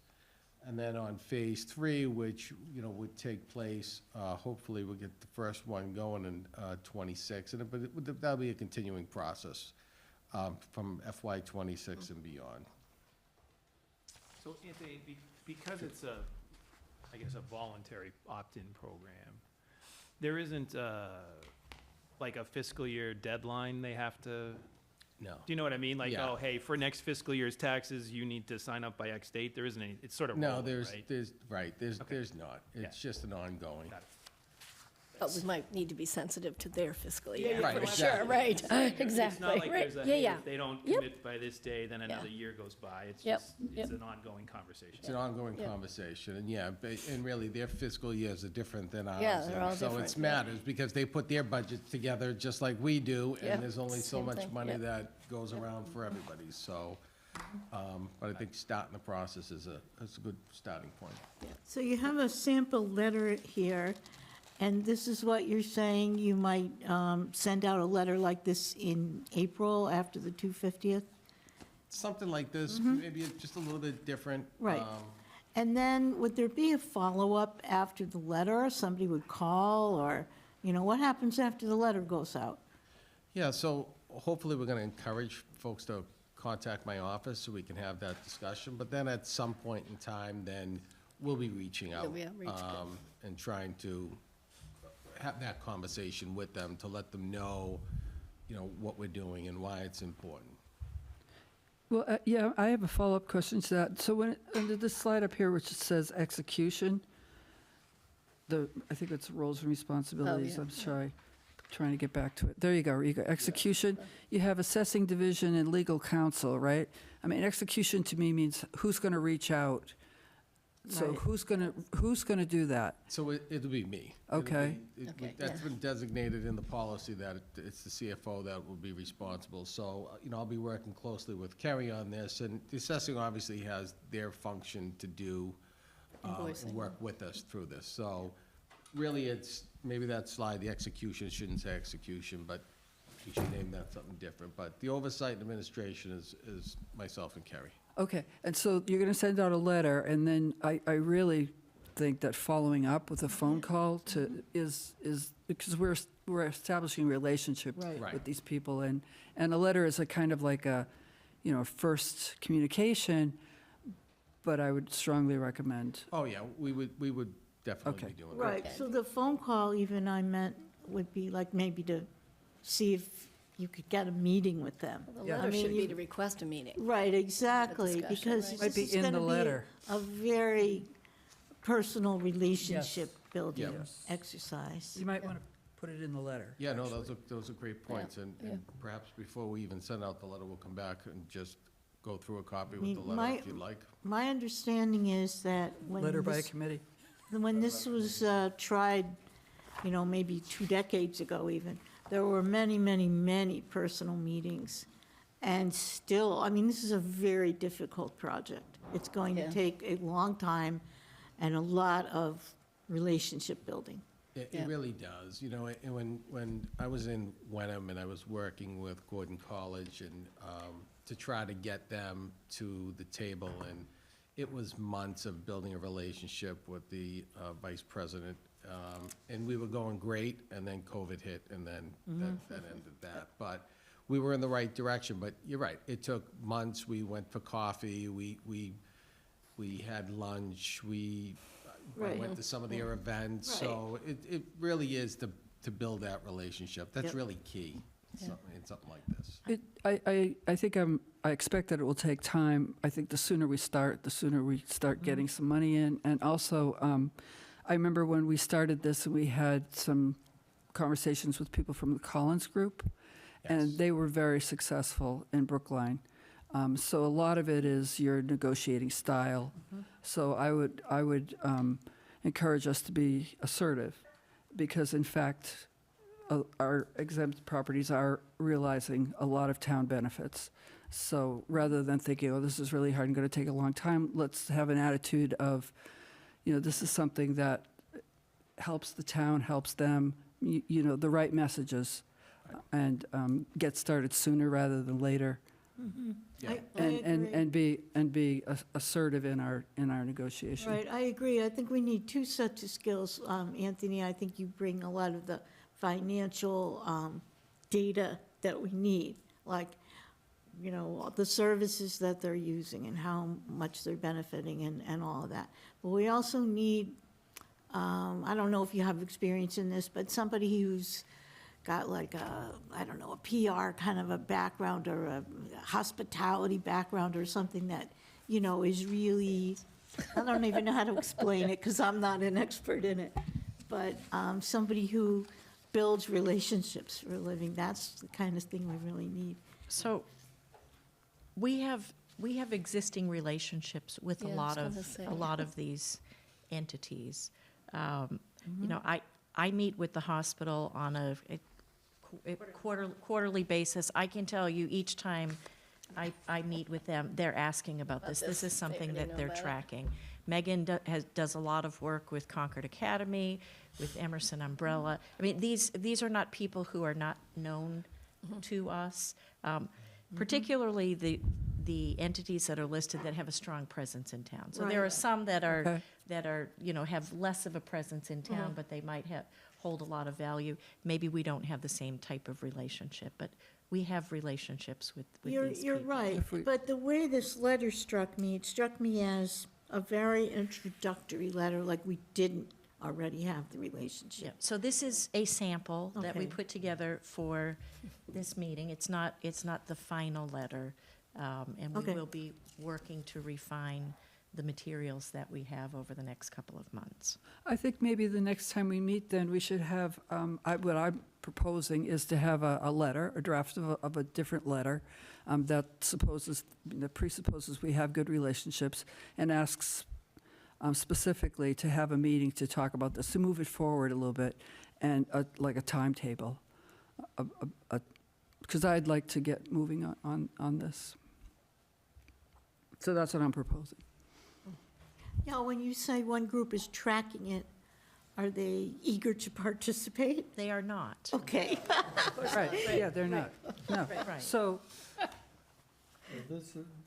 This type of thing is quite challenging, and I would suggest that some fairly detailed work needs to be done, almost organization by organization. I mean, there's obviously a few large institutions who need their dedicated plan, and that relationship needs to be at a very high level, and there may be some others that have, more obvious transactional kinds of things. But I would suggest that rather than going, you only get one opportunity to make a first impression on something like this, and so being thoughtful and customized about it will yield something, and it is about the yield that I would be inclined to track. Right. Recognizing that we're in it for the long haul, and I think we need to be able to articulate the nature of the relationship, be prepared for the fact that our ask may be met with an ask that's coming from that institution that may or may not be expected, and we need to be prepared to do that. So it's almost a fundraising effort. It is. It is It a is a fundraiser. It is fundraising, but I mean, it's almost like the way institutions approach major donors.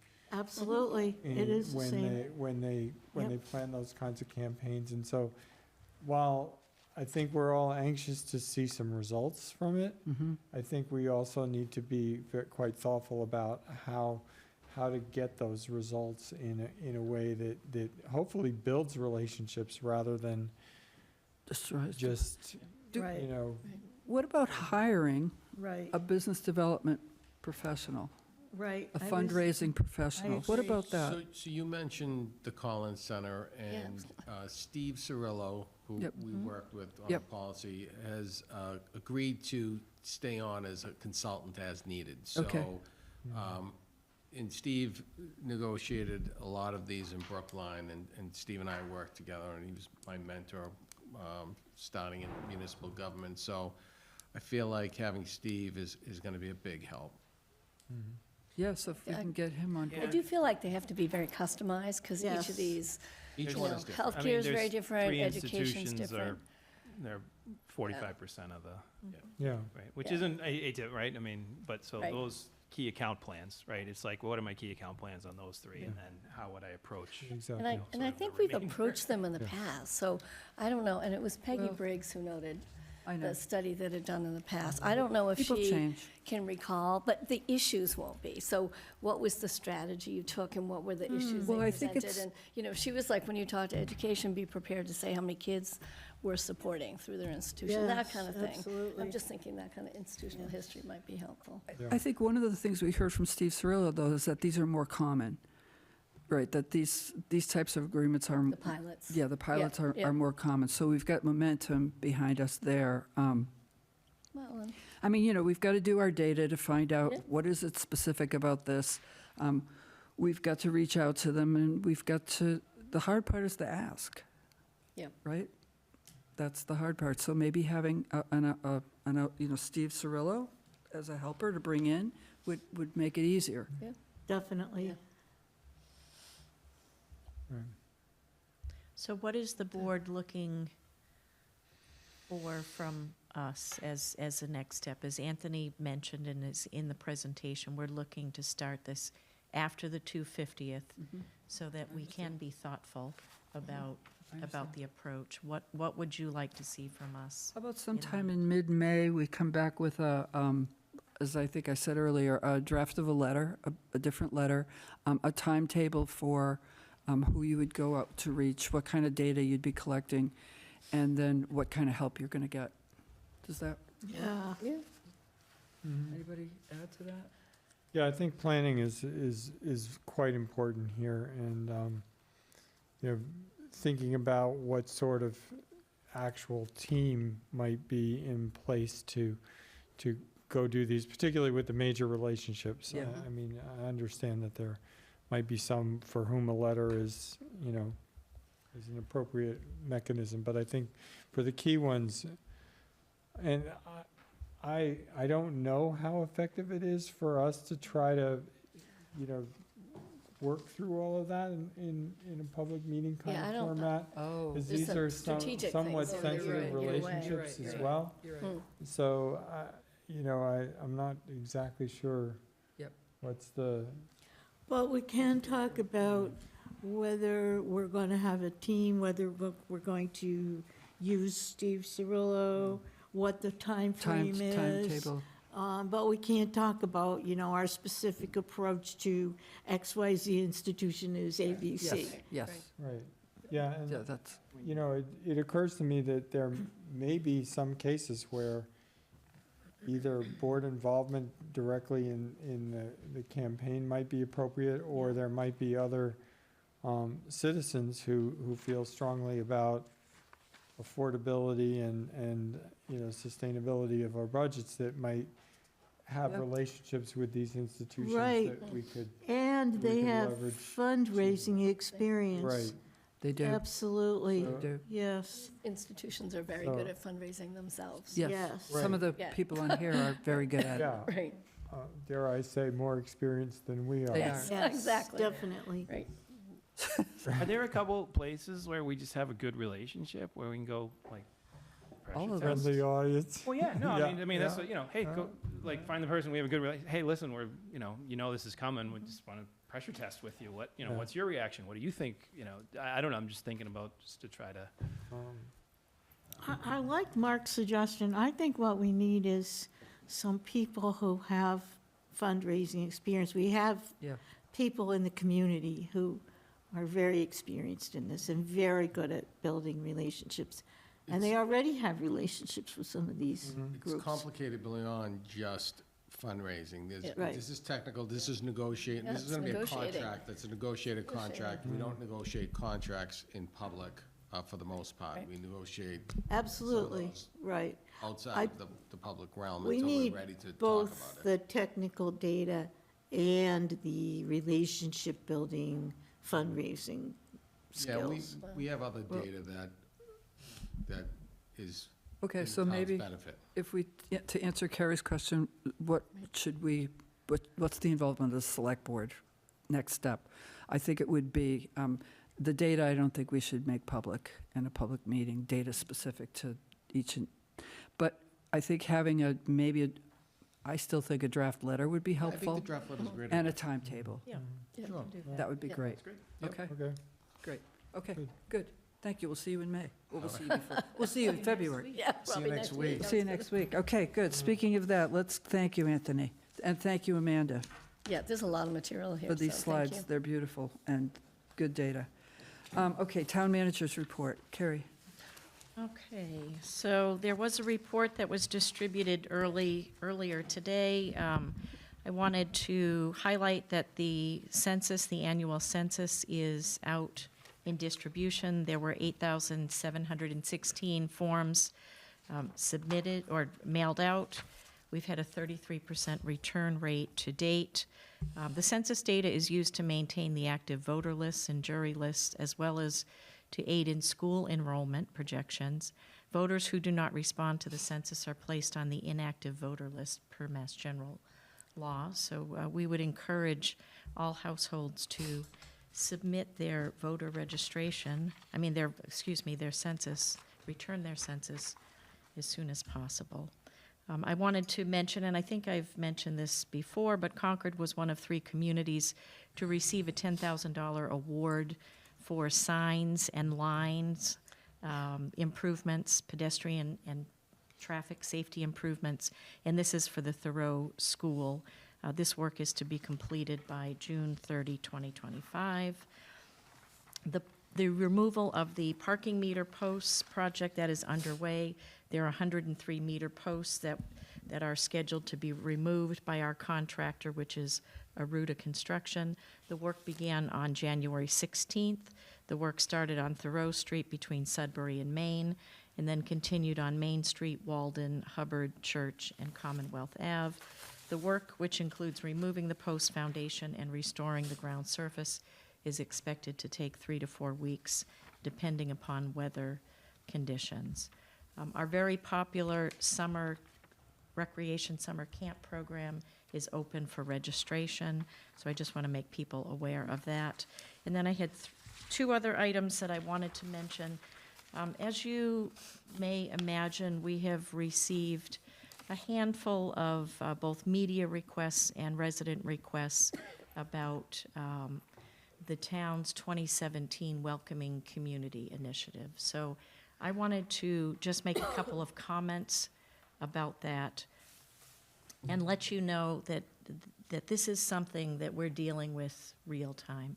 So in 2017, at its special town meeting, there was a citizen petition which was passed by majority vote, and that petition urged the select board to adopt formal policies and procedures concerning the interaction with federal immigration authorities. That information is available online. You can see the full content of the petition.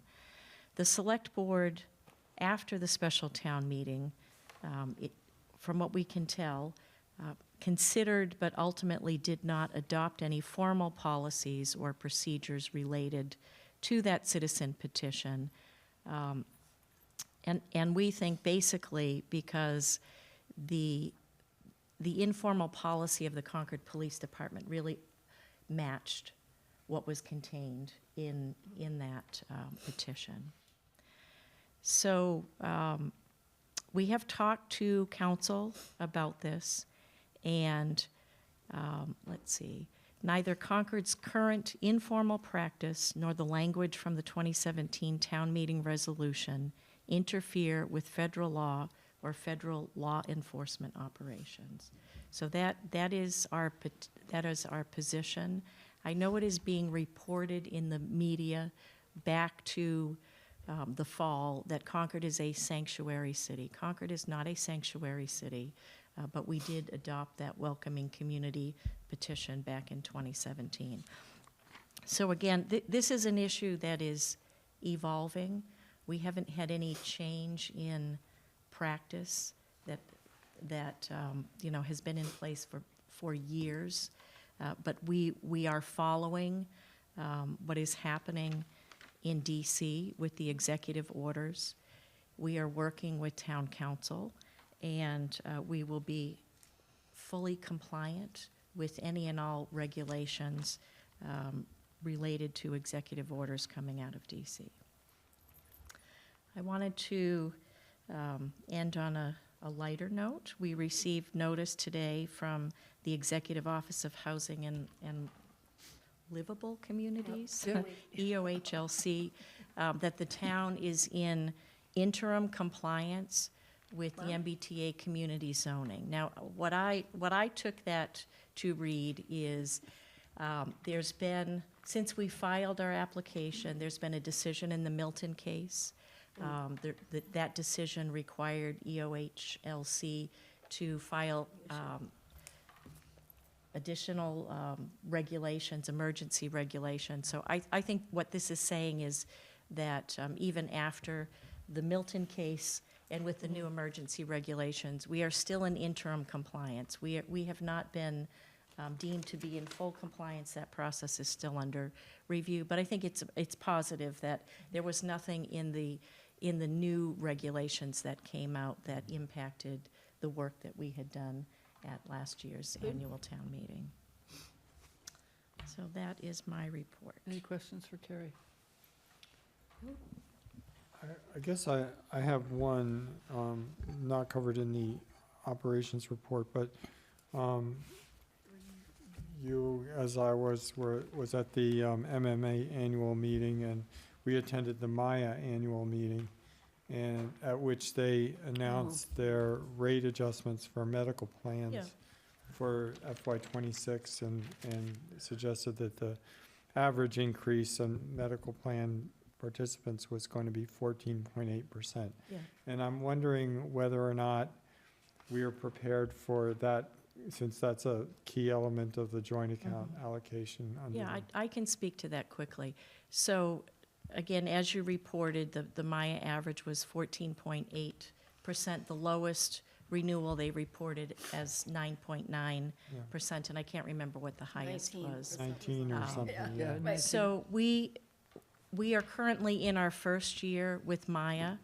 When we entered this new relationship with Maya, they guaranteed that the second year would not be more, for Concord's renewal, would not be more than the average. So it will not be more than 14.8%. We will not know our actual, we know it won't be less than 9.9, but we won't know our actual renewal, I think, for a couple of weeks. I know Jess Porter thought it might come sooner than that, but we don't know. What I can tell you is for health insurance, we're carrying a flat 14% increase. We've known for a long time that there was a potential 12. I thought I saw 14 when I looked. Okay, 12%. So we may have to make an adjustment there. So there's a small risk to the levy limit budget, but not a huge order of magnitude. We'll see better numbers on February 3rd, as far as updated numbers, as far as how the levy, how close we are Yeah, to that, and- because and- there's several things that are swinging. And we can let you know, Okay. what we hear.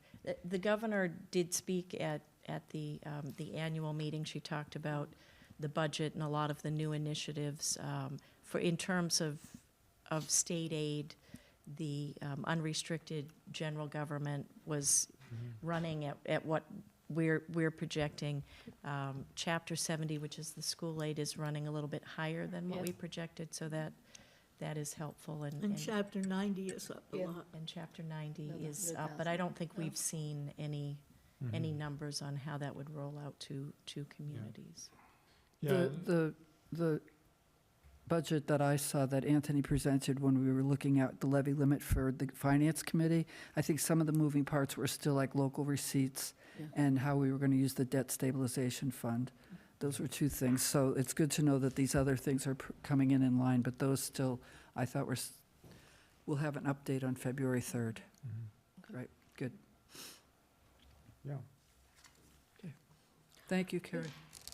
Okay, I'm going to, the chair's report, I'm going to throw a lot of dates at you. The first one is January 29th. This is this Wednesday. We'll have the Commercial Development Forum here in the townhouse. We've got a great panel lined up, and I think it'll be What time is that? No, I'm wrong. Is it I'm the wrong. Goodwin? It's the Goodwin Room. Yeah. It's at 6 to 8 o'clock. Thank you. And we've got 4 panelists, and I think we've done a great job of recruiting panelists, so I hope it's a good discussion. It should be a good session.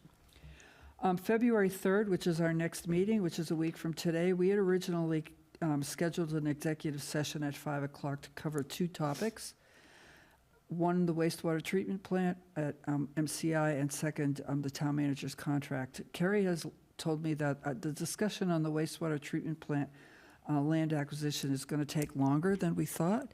So I'm going to reserve that executive session for just the wastewater treatment and scheduled another executive session on February 10th to do the contract. So we're going to meet at 5 o'clock on February 3rd and 5 o'clock on the 10th as well. Next week's meeting, after we have our executive session, will focus basically on the financials. We're going to be listening to Anthony a lot that night. The budget, munis conversion update, the year-end close update, and looking at some Peabody School carry costs is what I have listed, but I think the budget will be our main focus. On February 10th, following our executive session, we're going to, the main event of that night will be the 2229 Main hearing and our discussion. And then I also wanted to alert you to the fact that tonight when we approved the moderator's revised town meeting calendar, we may have to have an extra meeting on May 5th to finalize our recommendations on warrant articles. So that's what I've got. Last thing is liaison reports. Any questions that we have for any of us on liaison reports? They're really good this time. I don't have a question, but I just want to call out, we did get a $30,000 donation to the Hugh Cargill Trust from an anonymous donor, and I just want to say thank you to whoever they are. We really very much appreciate it. That will go a long way. So, thank you. Thank you. Some supplemental Go ahead. stuff for the liaison report.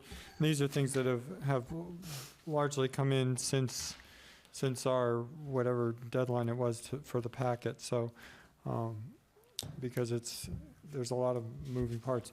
On the MCI Advisory Board, we had, as might have been noted earlier in this meeting, the due date for responses to our RFP for planning services was this morning at 11, and we received six submissions. 4 appear to be complete, and 2, I think, were being further reviewed because they appear to be missing elements. There's the MCI Advisory Board met this afternoon at noon and confirmed that it has created a 6-person RFP selection subcommittee, which is going to meet, read these proposals through, and try to get to a recommendation within about 10 days. So we're pushing hard to bring this on board. The earmarks that came to us through the really, big efforts of our legislative delegation also expire in June 30th, and so we want to try to bring this, this support on board as soon as possible. Also, later this Mark? Yes. You said you received this morning at a meeting 6 proposals for what? For planning and services. In other words, for helping us do the community outreach, the planning and. For MCI. For MCI Concord, including eventually getting to us to zoning. Okay, So, so my question is, in your liaison report, there was another meeting you said for today, Mass DOT meeting? I was about to talk about that. Oh, good, good, good. Yeah, it's been a Okay. busy day. Okay. We, to the. Yes. Yes. yeah, Yes. in Yes. addition to the caucus, and it's like, Yes. Mondays are my day. This is why we write our liaison reports late.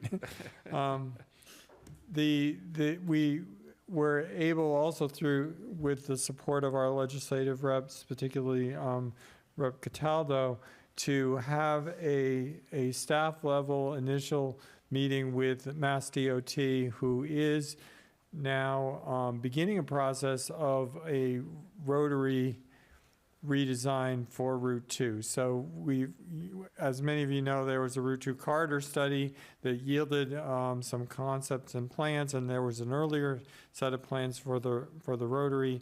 So these are the people who have inherited that, and they are in a process now, based on the new information around the MCI Concord facility closing, of looking at what the prior options were and how they might be developed. And it was a very productive, we had town staff there, as well as some members of the advisory board who were listening and heard from Mass DOT about where they are in that process and how that process might begin to line up with a timeline for our planning activities, with, general agreement that we were going to collaborate, share information, and that there will be public outreach and opportunities for input on the design. So this is really important because we obviously need to understand what the transportation, particularly the road plan, is going to look like. It is probably fair to say at this point that, the new news of Concord MCI Concord closing did provide some, new flexibility and opportunities from Mass DOT's perspective, which they're willing to collaborate with us over exactly what those mean, recognizing that it's a different sort of project. This is a project where there's a big opportunity for things to look quite different. If you think about what Mass DOT often does, is they sort of come to an intersection that has a problem or a lot of accidents, and they can kind of, not much is changing around that intersection, and they're trying to solve that. They recognize that this is a different exercise in that there's a lot of unknowns about this, and therefore some opportunities. So we're looking forward to that relationship, and thanks again to our legislative delegation. Rep. Gentile was there, Jamie Aldridge representing Acton, recognizing that this is not only a local project, but also has significant regional. So it happens to be the intersection of two Mass DOT regions, I think they call them, Region 4 and Region 3. Yep. So it's important that we've got this relationship started. So, and that came together today. Just briefly, the Commission on Disabilities met last week, and they're reviewing the status of Concord's self-evaluation versus the 1991 American with Disabilities Act, and it appears that our transition plan may, which is required under the statute, may be incomplete. So they're planning to look at that a little bit more carefully. There was a 2006 document which was missing, but has been now located, that will inform that, and so they're going to be doing that. The thing that jumped off the page at me about that was one of the commissioners mentioned that the federal stop work order under these executive orders that was intended to was aimed at DEI initiatives, apparently also covers under its umbrella, or could be construed to cover under its umbrella, disability work, which, puts some programs that I think most of us would recognize as fairly long-standing, going to accessibility and disability as potentially also suspended under this. So they'll be watching that activity, and we'll, they're also seeking members, so anybody that wants to engage in that work could do that. So that, I think, is what I had for supplemental, sorry. I have a question. Both you and Terry mentioned drone footage Oh, yeah. above MCI. Yeah. So is that going to happen? Because I think people would love that. If it doesn't snow on Wednesday, it's gonna happen. John said it was, right? Yeah. It is going to happen? Yeah, we were looking, Good, we good. had a date agreed with the Department of Correction to fly last week, but it was too cold for the device to be considered reliable, and Yep. the last thing we want is it, going down in the yard and being unable to retrieve it, so. So it's been rescheduled for this week, weather permitting. Great, And great. there's also been, they have some interesting concerns, like, there's a sensitivity to drones flying around, so the police and I know, fire I are know. I'm one of them. being notified so that if anybody reports that. But if you see a drone up over the Rotary on Wednesday, it's And then that will Minuteman be up Media on the Network. website soon after that? Yeah. Is that Well, the plan to get it up? the idea is to produce a virtual tour with some media that Minuteman Media collects, as Right, well right, that's what you as said. the Media Affairs Department of Department of Corrections Yep, has we'll have to look at it. also, they need to review, Yep, but they also have developed their own still media and so forth that they've agreed to share with us that may work its way into Some the internal production as well, that would have more information about the interior or the buildings. Also, when they presented to us, they talked about tours for the public, and I've been getting questions about that. Yeah, people- Yeah, the idea is to try to create some resources that will forestall the need for tours. The Department of Correction is still decommissioning the site. The various hazards and potential hazards on the site are not well understood, and so we do recognize that interest, but we also respect their need to sort of safe the site and be prepared for it. So we're trying to do this as an interim step to help people get more information that's appropriate to have at this point in the planning process. Good, very good. People will love that. Yeah, sounds like the flyover's the better. Yeah, at the that, moment. Flyover's right, the better- exactly. the flyover's the That's, better- that's yeah. how we came up with that. Yeah. That'll be great. People will love that. Okay. Yeah. Can I ask, I know it's late, can I It's- just ask, I gotta ask Wendy one question? Go ahead. So Wendy, I just see Yeah. in your notes, the administration anticipates phasing out of the Concord homeless shelter over the next 18 months. Is that do they know? Is that like a step down? No, the or they just superintendent, don't no, know? no, they just, she was sort of commenting on the state's comments. Okay.